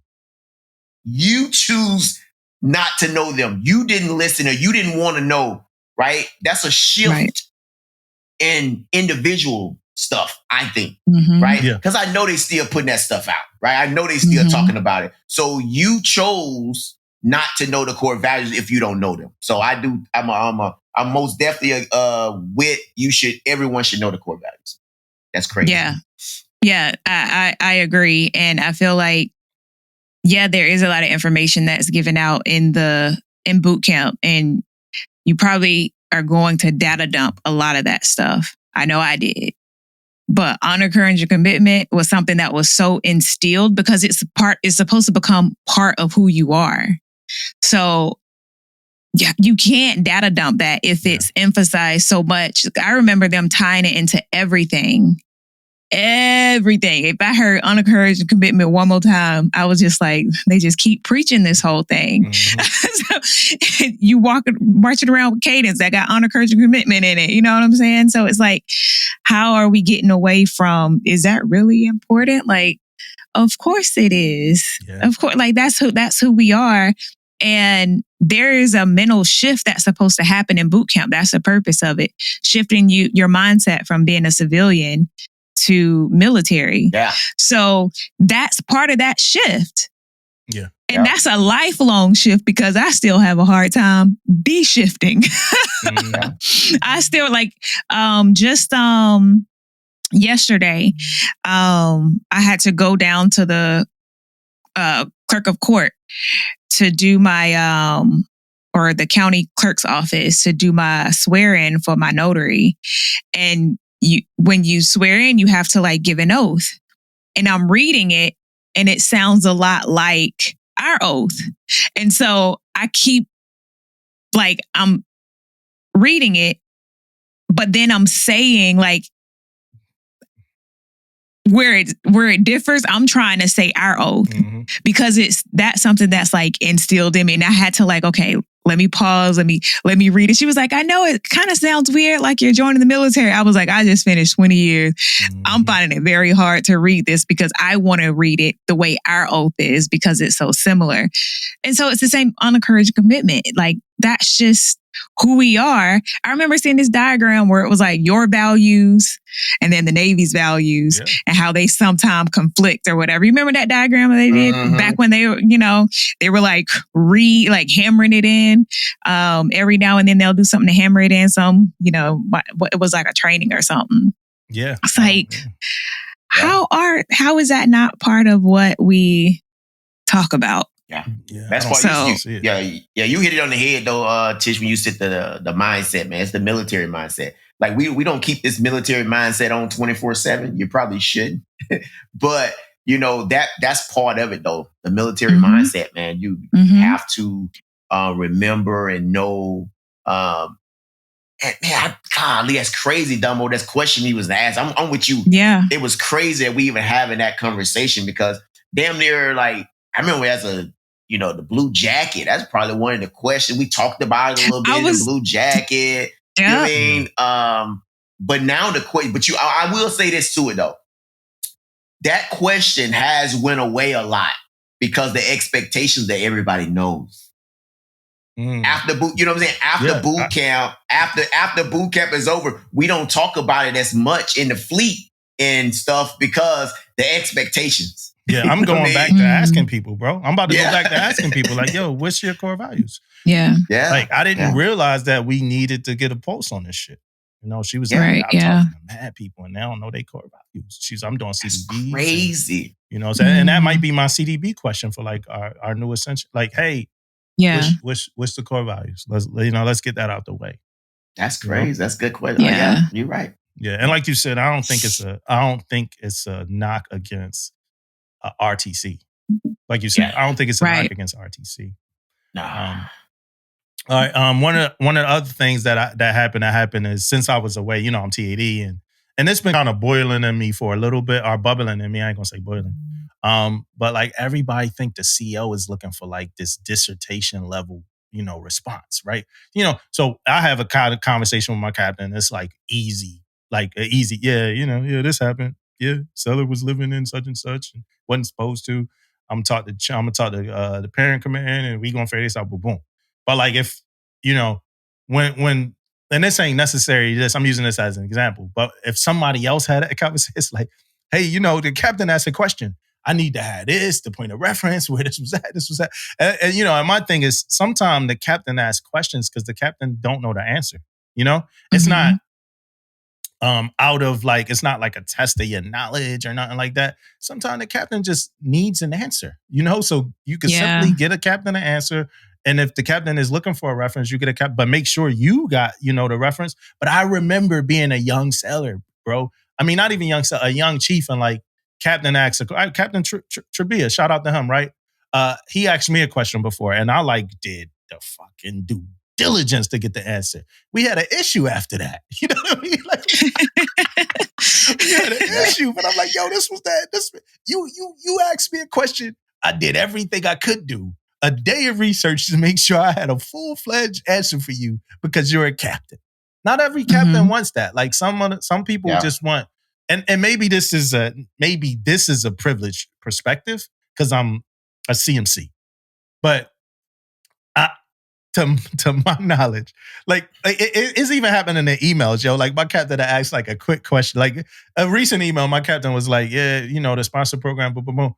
And then after that, I didn't respond to the email, right? I was gonna go talk to him, right? And it was one of those reply to all emails, so other people was in it. Yeah. I didn't respond. I was gonna go talk to him, hey, Cap, this, I'm gonna send you this, boom, boom, boom. Somebody else, because the captain asked. Somebody was like, hey, CMC, what's the process with this? I'm like, yo. Relax. Right. Now I gotta answer you. I was already going one-on-one with the captain about this, but now I got to talk to you about it because he don't need all that. He don't. He's just asking a simple question, But even at briefs, right? I was talking to someone like, yo, why do y'all? Even for me, bro, I'm like, yo, why y'all giving me so much? But a lot of people, what I learned is a lot of people think if they don't give that much, then the captain go ask all these questions or have all these thoughts about it. So they rather just give all that than not give it. But yo, sometimes that joint be funny to me, man. Yeah, and it only gets worse when you go to a flag command. Yeah. Because now we're talking about an admiral. So now they really just OD on information, and especially in those professional the professional officers, like the JAGs, the doctors and all that stuff, because they're so eloquent and they have their, they think that it's up here, and really he just needs something down here. And so I've had so many COs and admirals where I work with a JAG, but the JAG will say something to them and it's just too Jag, what are you talking about? Just give me the skinny. And they'll look at me, and then we'll just have this real conversation, and they're like, all right, got it. That's all they want. They're regular people. And I if I were an admiral or a CO, it would probably be annoying to me that every time I just want a simple answer, people are just high and right. I tell you what I like though, man. I do like references though, right? I want you to talk to me like I'm a normal person though. Email me, hit me back with a quick answer. Throw that reference in there though, because sometimes I may not be as smart on it, but I can get smart. And you can read some more. But you're right. I don't want everything out there. But I tell you, Dumbo, I'm gonna be honest with you. I think I know where it comes from. I think it comes from every time we I saw it so many times where the captain or even the CMC or whoever asks for something and they say, hey, give me the W's. Right? So they always say, give me the W. So I think we take that automatically okay, I'm going to give them everything. Every response, I'm going to give you the 5 W's. So you won't have no questions, back from nothing or come back. I'm going to just give you everything. So I kind of see that because I saw a lot of, that's where it's going to. Hey, just give me the W's on it. So if you want the W's, that means you want everything. Yeah. You want everything. It be the whole thing. Full throttle. Responding to you, Tish, when you brought up the meetings, sometimes that's how people like, they feel like that's the metric right there. Like, so they gotta give it, you know, like that's their time to shine. Like Shine, yeah. They're like, you don't see me that much, but at the, like, you know, outside of like when you walk around, but you see me at these meetings, so I gotta let you know who I am. You know, I'm smart. You know, I'm well read. Yeah. You know? I can speak, Yeah. you know, so a lot of that's that. It's a And, flex. yeah, and sometimes like, yo, just keep it simple, y'all, please, man. Yeah. Sometimes people be telling me like every nook and cranny of the situation. And it's like, yes, thank you. But also like those nooks and crannies, they your nooks and crannies. I need the hard side, you know, stuff in the main points, right? And then sometimes it's a lot of main points. But then other times it's some nooks and crannies that don't really, right. You know, they don't really matter. She's been dealing with the pimple that she got for about 4 months. Okay, it exploded on her face now. Like, let's get there. Like, hey, Dumbo, that brings me back too, man. Like, hey, I'm not trying to be the SME in every damn thing. Yeah. Right? You the SME. You can continue to be the SME in that, right? Don't try to make me that in this moment. Yeah. Don't try. Because then you be going back to your captain, like, yeah, so the way the pimple was rising on her side of her face. Like, your captain don't want to hear all that either. Did we take care of the cellular CMC? You know? Yeah. And you, sorry, real quick. I think that being an LN really helped me to understand that, because we have to do like these quick briefs of cases. And most of the time, like we call it the elevator pitch.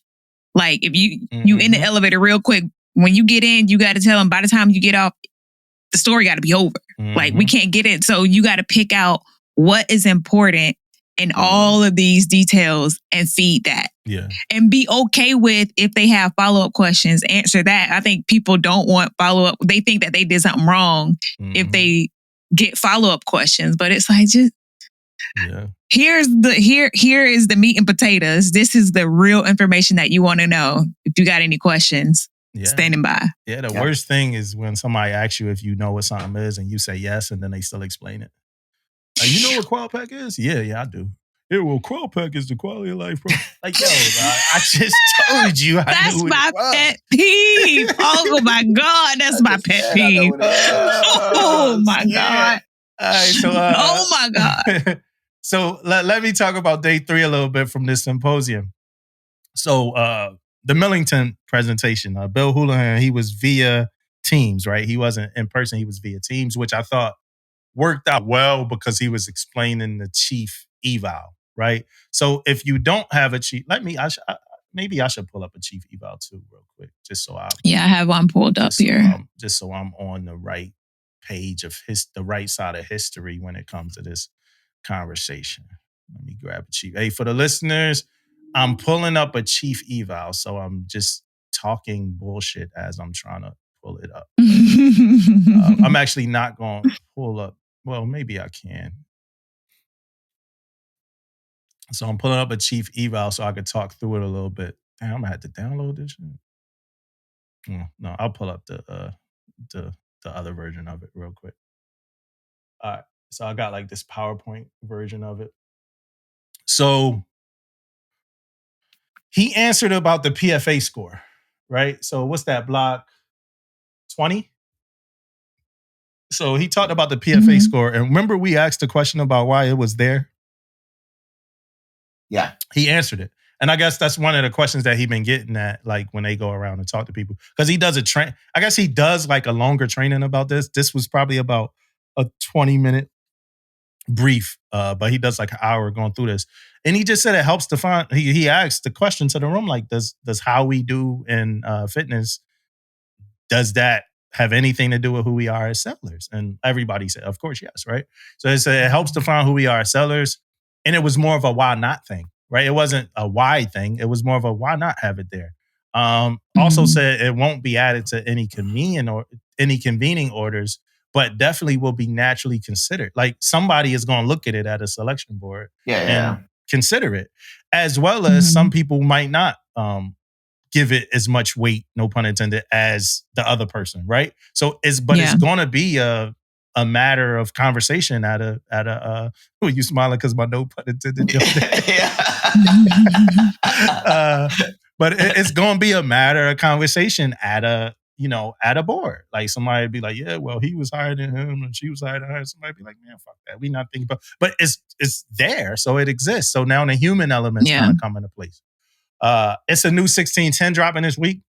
It's a new 1610 coming out this week, y'all. That's an exclusive. That's an exclusive with the new Chief Eval stuff added. So a lot of the directives for the new Chief Eval stuff is going to be on the new 1610. Then, so if you look at block 8 and you look at block, I might have a bad, see, that's why I wanted to pull up the actual joint. But it's 2 blocks here. I don't got the actual up though, but it's 2 blocks here where when we talking about senior listed marketplace and stuff like that, you're gonna be able to separate summary groups from screen groups, right? So it's gonna be a drop down for screen. There's gonna be a drop down for the other like your promotion status and stuff like that, where you could play with that depending on what your status is, whether if you retiring, if you screen, whatever, right? So it's a manipulation of those 2 blocks to make sure that you are in the right group, the right summary group, right? So that's good because that gets those screen people out of the group with the people that's not screened. I will say I played with this, like me and my Chiefs. We did this. It reminded me of early Twitter, yo, with like the 140 characters. Like, cause you can't like, and we'll talk about that. But if you look at like from block 33 to block 39, and you look at the performance comments, it's like 2 lines a piece, and that's it. And it's not the same. Like when my Chiefs gave me theirs, like they tried to like extend the conversation to the second group of 2 lines, but no, you got 2 lines for 1 point. Make your point in those 2 lines, right? And it just reminded me of early Twitter. And another thing Bill was talking about, he was talking about how block 40, I think is block 40.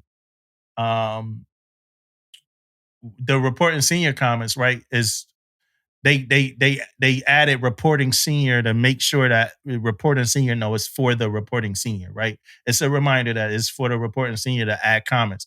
Here, one of the things he said was, it used to be 18 lines, now it's 6, right? So people are like, hey, you took lines away. But it's like, no, we actually added lines because you got like 42 lines to put stuff in now because you got lines for every single block, right?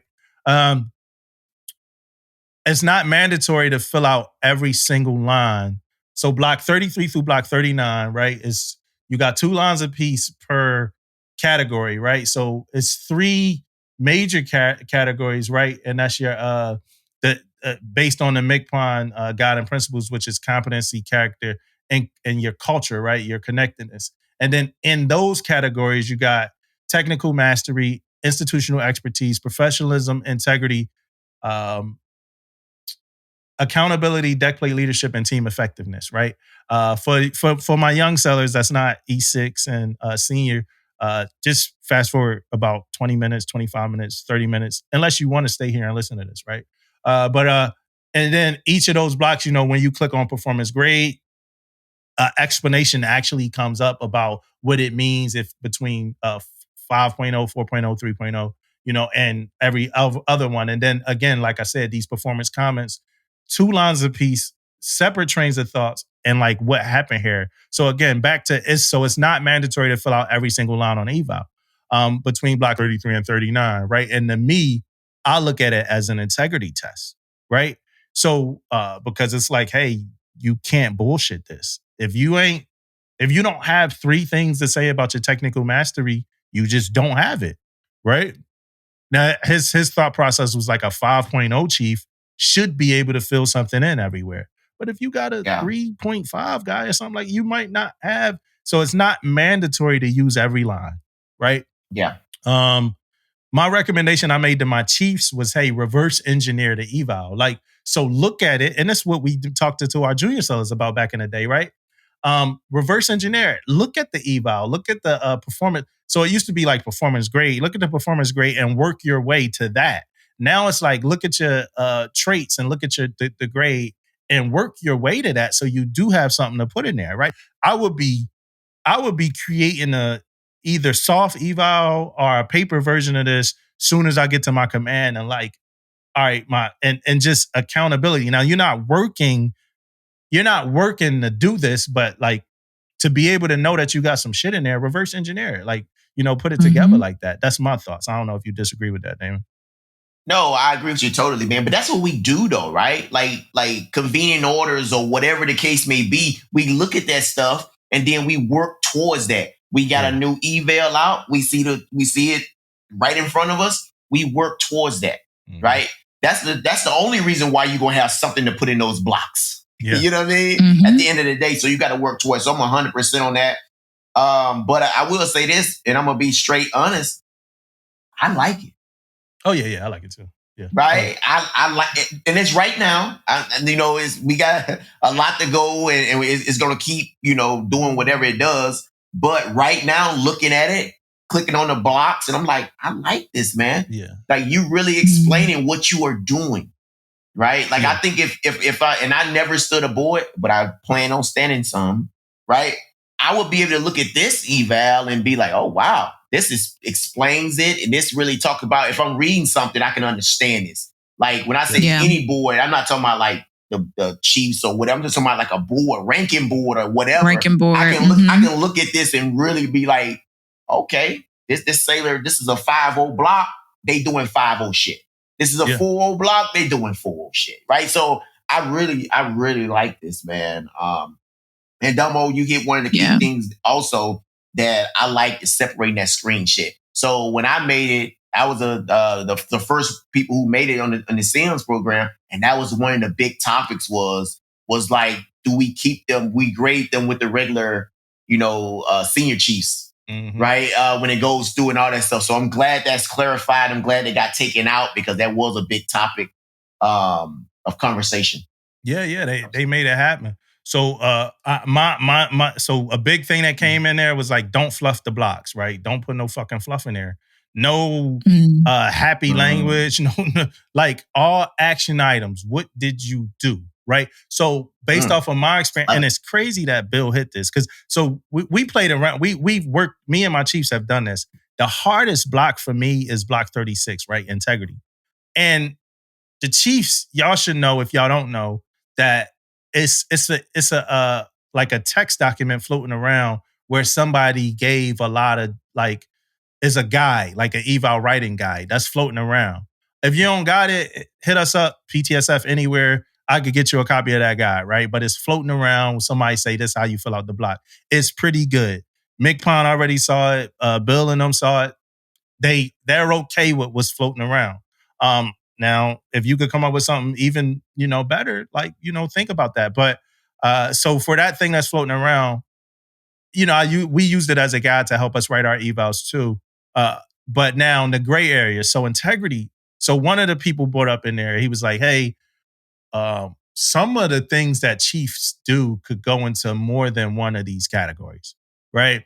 Because that was a big conversation. Bill was like, hey, technical mastery, professionalism, keep whatever. But like professional, something for like institutional expertise and integrity could fall into the same thing. Because some of the examples about like integrity was like finding issues and instructions and fixing them. That could also be institutional expertise, right?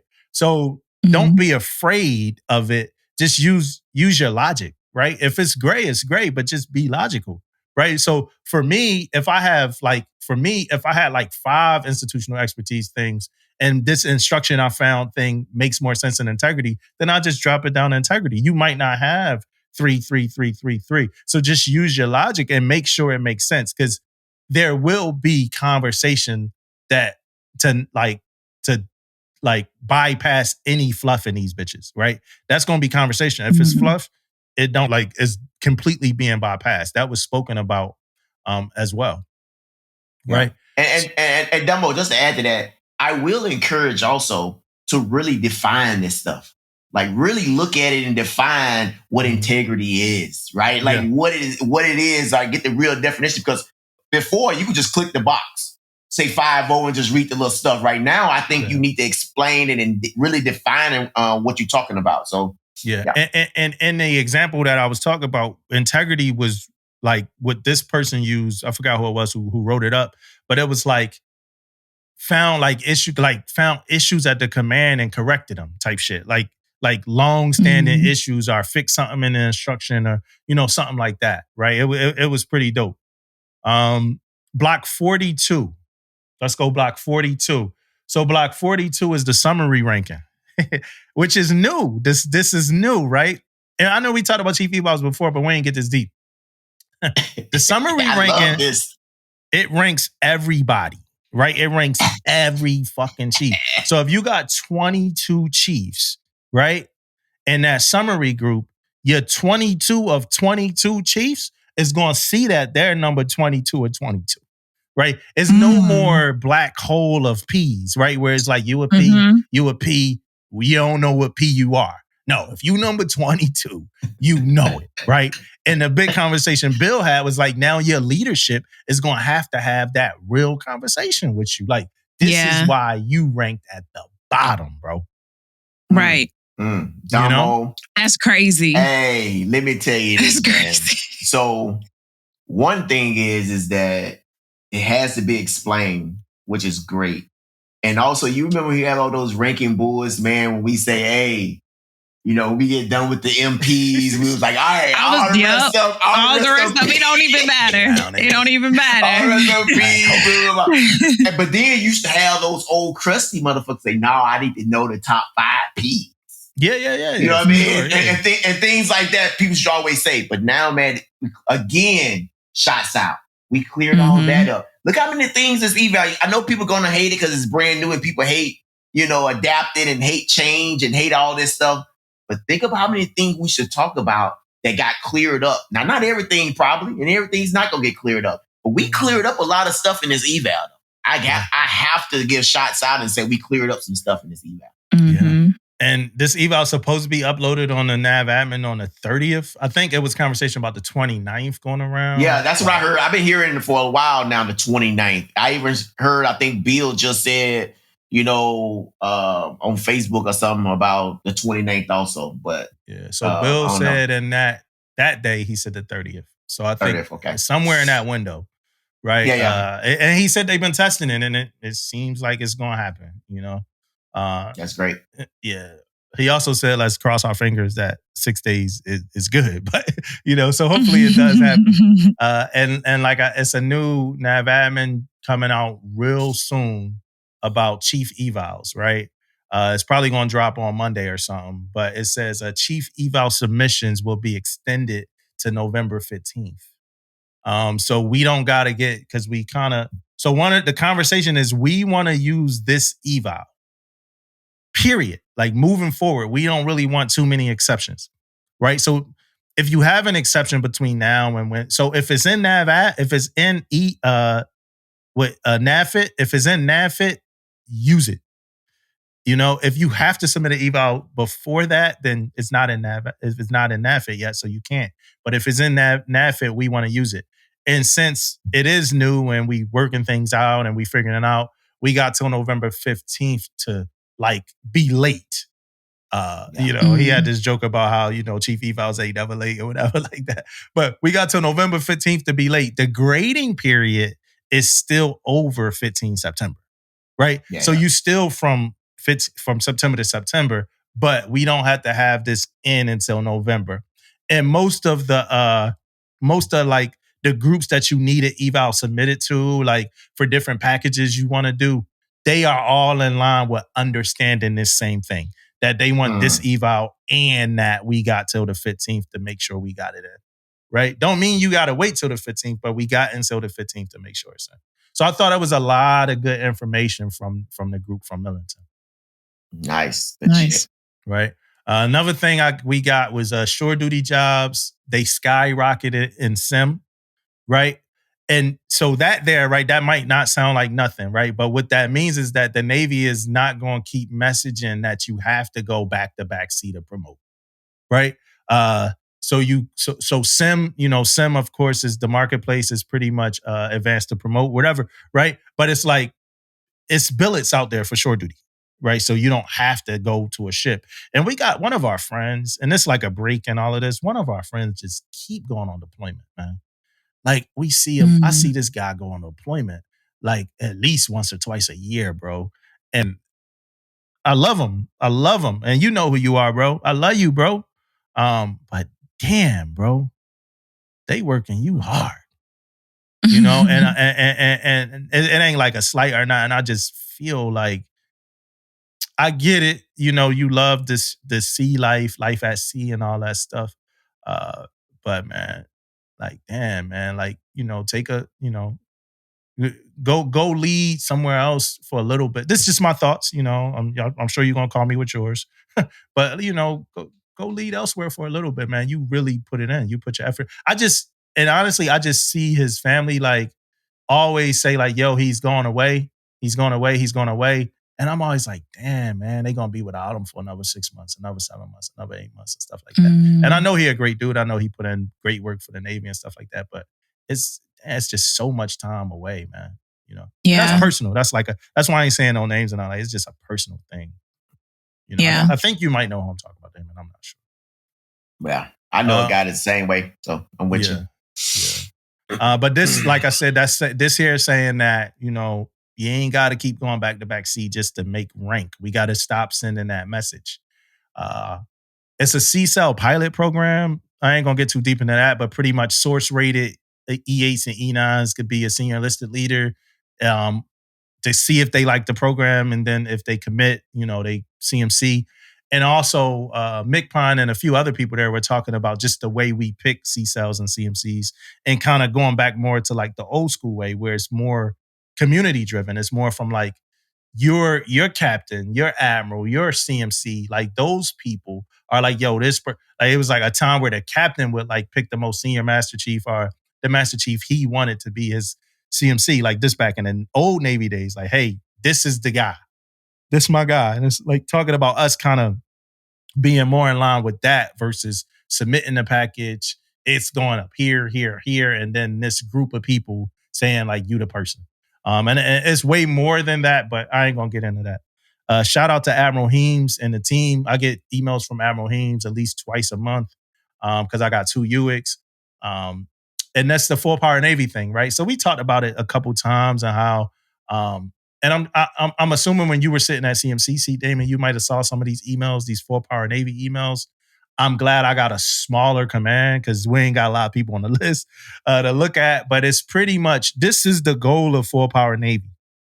It's to get rid of needs of the Navy, right? And that language ain't spoken that much about 4-power Navy. All we know is that we get this email telling us, hey, your seller is in this window of time. What's their career decision? Boom, boom, boom. Right? What we don't, it's funny, Tish don't know that when she go off the camera, it kind of messes up the YouTube video. But that's what we know, right? That that this email comes in and, you know, we got to go do research. If you don't already know your seller's desires, which most of the time we do. And then it's like these wicked. So that's on the chain of command side. On the side of the seller, what they know is that they might get a phone call from Big Navy asking them like what their career intentions are and what they want, right? This is now what the goal is. Get rid of needs of the Navy and assign sellers with what they desire, right? So one-on-one concierge detailing the billets that's available, right? So pretty much now, if you didn't pick a job on your first look, you didn't get a job on your second look, and now you fall in the needs of the Navy, and you might now get out the Navy because they don't have what you want, you might get a phone call from somebody like, hey, what keeps you in the Navy? You know, and the person might say, hey, I want to go to Hawaii and I want $60,000. You know, so then these detailers might be like, hey, this is what we could do for you. We could get you to this command because they need an EN2, whatever, in Hawaii here. And we can't give you $60,000 up front, but we could work a way to get $60,000 into your, your money for the next 6 years based off of this. And then you get what you want and you stay in the Navy. Right? So that's what 4-power Navy is. I think it's dope. And also to note, it won't be here forever. Yeah. You know? I will say this, I would add to it, you know, P33 is what it was used to call, right? Yeah, yep. But I will say it works, but I also would say, when I say it works, I mean they work with you. Yeah. Yeah, they You work know what I with mean? Not necessarily you finna get all this shit that you want because, we gonna ask for everything in the kitchen sink, right? But they can put you close, maybe. They can maybe get close to that number you're looking for, or maybe get close to the place you want to go or something similar or whatever. And then sometimes it doesn't work. Sometimes they just don't have anything. Yeah, You know what you I might mean? not. Yeah.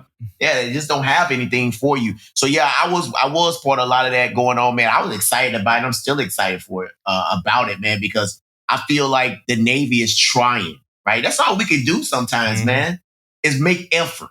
Try to help sailors out. If we can't, we can't. But I do know that we got an NCC, man. He was really talking about this all the time. And I think effort was there. They was sending stuff off and things was happening. So I like it, man. Like we make an effort to keep sailors in.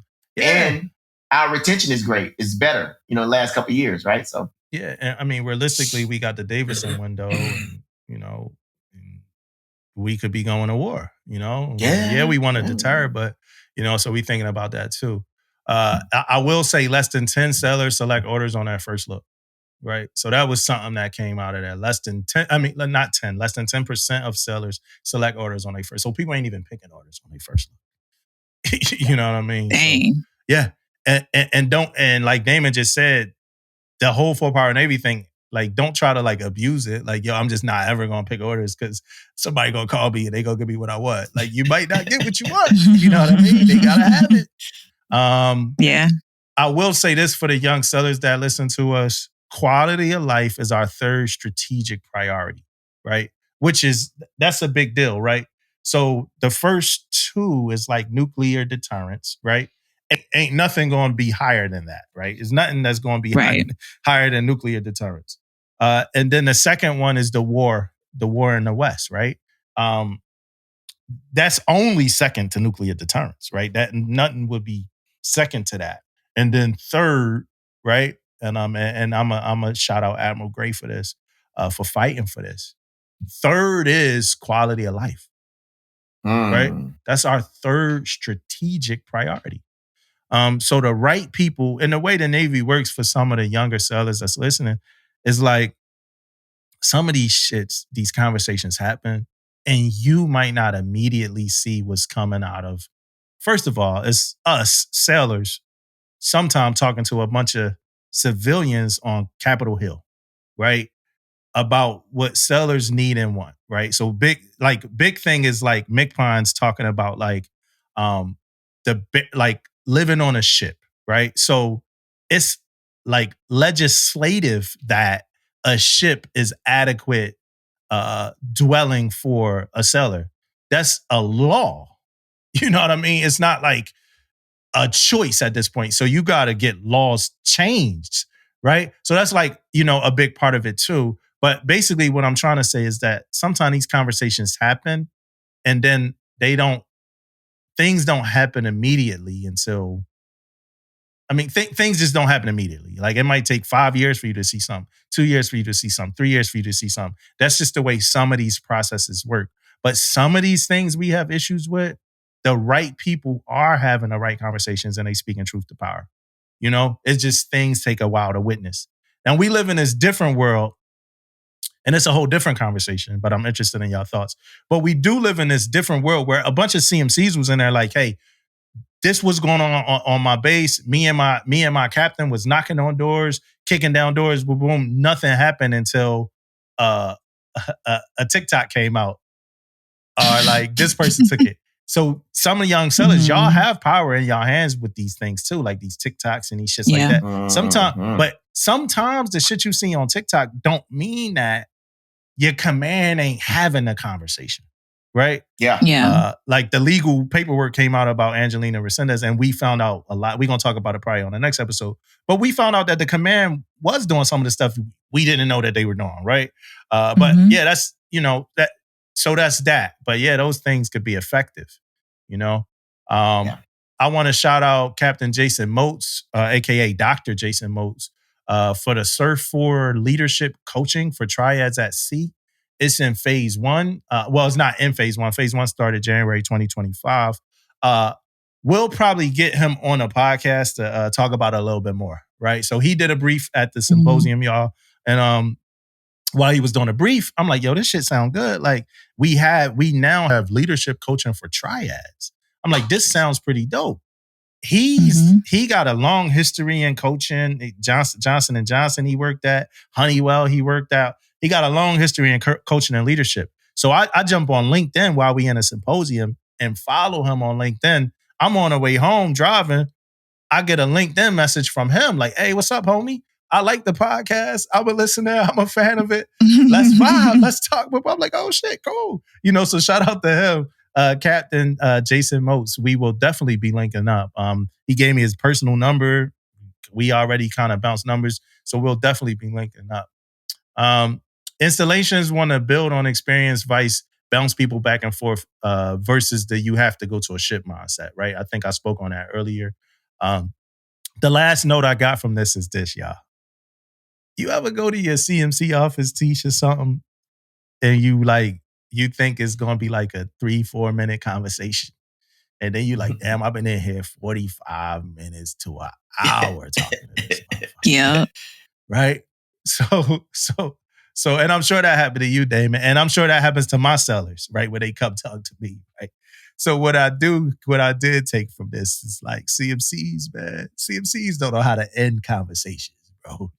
like CMCs don't know. Like, yo, you know how many times I heard I'm going to leave you with this? Like, from the same person. I'm going to just leave you with this, y'all. Then it go 5 minutes, 6 minutes, and then it's another I'm going to leave you. And I've done that with my chiefs before. Like, all right, this is the last topic, I promise. This is the last topic. It's like, see, and I'm not knocking y'all. Yo, shout out to y'all. Love y'all. But it's like we just got so much. We got so many jewels we want to give out in this moment of time, yo. It was a literal quote off on the first day, yo. Like a dude said a quote, yo. Wow. So it was two dudes closing and both of these dudes I love. It was two dudes closing the conversation, right? So the first dude, he was like, yo, I'm gonna leave you with a quote, And then the second dude, he forgot his quote. So it went back to the other dude. He had another quote. Another quote. He's like, yeah, it's the quote. So then the second dude fed off the other dude quote and remembered his quote. He was like, yeah, you may remember a quote. So he came back with a quote. Like, yo, think about it like this. Then the other dude redefined the dude quote. I'm telling you, it was like a quote off. Wow. We was in there the first day till 17:30. I remember when it finally finished, one of the other CMCs was like, yo, you ain't got another quote? like it was a literal quote off, man. And then at the very last, so bro, it's day 3, right? The end of it all. It's day 3, the end of this whole thing, bro. And the last thing, somebody. So now we going around the room. People that's leaving and leaving the community. We call installations a TICOM now. So people that's leaving the community, they getting to say they last goodbyes, right? So we get to the end, right? It is due and give up some game. And this dude hey, it's one thing we ain't talk about since we been here. Now, mind you, we there for 3 days, bro. This the end of the 3 days. He we ain't talk about the Chiefs season. And he the last dude to talk. At this point, people gathering their belongings, bro. It's time to go. He we didn't bring up the Chiefs season. So he goes. And then another dude stand up yo, I gotta disagree with you. I'm like, yo, it's time to go, dog. It's time to roll, man. And again, all these topics were important, great, a bunch of CMCs in the room. I was one of the young guys in the room, but I felt like I should have been there and it was great. But us CMCs, we don't know how to say it's over. In it. Yeah, we don't know how to say it's over. Bro, we had a social event the second day. And I'm and the schedule was made for us to leave at least 2 hours for the socials. I'm we be out 2 hours for the social. I could go knock this out before. We stayed there up until an hour before the social starts. It's hey, yo, we gonna cut y'all out so we can meet back up at such and such. I'm yo, yeah. But it was great. It was great. Again, shout out to Dre Brown. Shout out to Admiral Gray. Shout out to Pat. Shout out to the whole team. I think they put this whole thing together in 4 weeks. Shout out to the whole team that put this thing together. Next time, I'm not paying for the food. I'm going to just bring my own food, even though the lunch was dope. The iced tea is super sweet. Shout out to the MWR staff at Vista Point. It was a great symposium, and everybody needs to have these types of conversations. And the most important part of this for the leaders, bring that shit back and feed that shit to your commands, feed that shit to your sellers. Talk about the things we talked about. Don't just keep that shit in your head. And I know the CMC is gonna pass it down, like I hope, right? And then, but for the Chiefs, man, pass that shit down to your crew, man. This shit we talk about as Chiefs and CMCs, it's not a secret. This shit ain't no secret. We be treating shit too much like it's a secret. You know what I mean? No, our sellers need to know all this shit, 100. Hey, so also, with all the stuff, it's a lot of information, we put out today, man. So, if you guys got any questions, any feedback, or we misspoke, or whatever the case may be, hit us up, man. Let's talk about it. Man. That's what we do, man, on Permission to Speak Freely. And also, man, click on it, man. Give us some views, man. Give us some likes, man. Give us some feedback. That's what we feed off of, man. We love doing that. And I'm gonna leave you guys on this, man. Is I'm gonna leave you guys with this. I'm gonna leave you with this. You got that. Hey, you got it. You caught that, Tish. You caught that. Leave you guys with this, man. Mississippi, stand up. Man, that was the outro, huh? Yeah, that was my outro, bro. You leaving? Tish ain't even get the out. Like Mississippi stand up is our outro, bro. That's our, bro. Right. My bad. I'm sorry, man. Everything is good, y'all. Are we good? We done, y'all? Like, I'm a CMC. I don't know how to end the conversation. Yeah, I think we good. All right, look, love y'all. For the listeners, love y'all. For every CMC who's at that event, love y'all. And hey, for everybody, man, just have a great week, and man, we gonna see y'all soon. Yeah. Holler.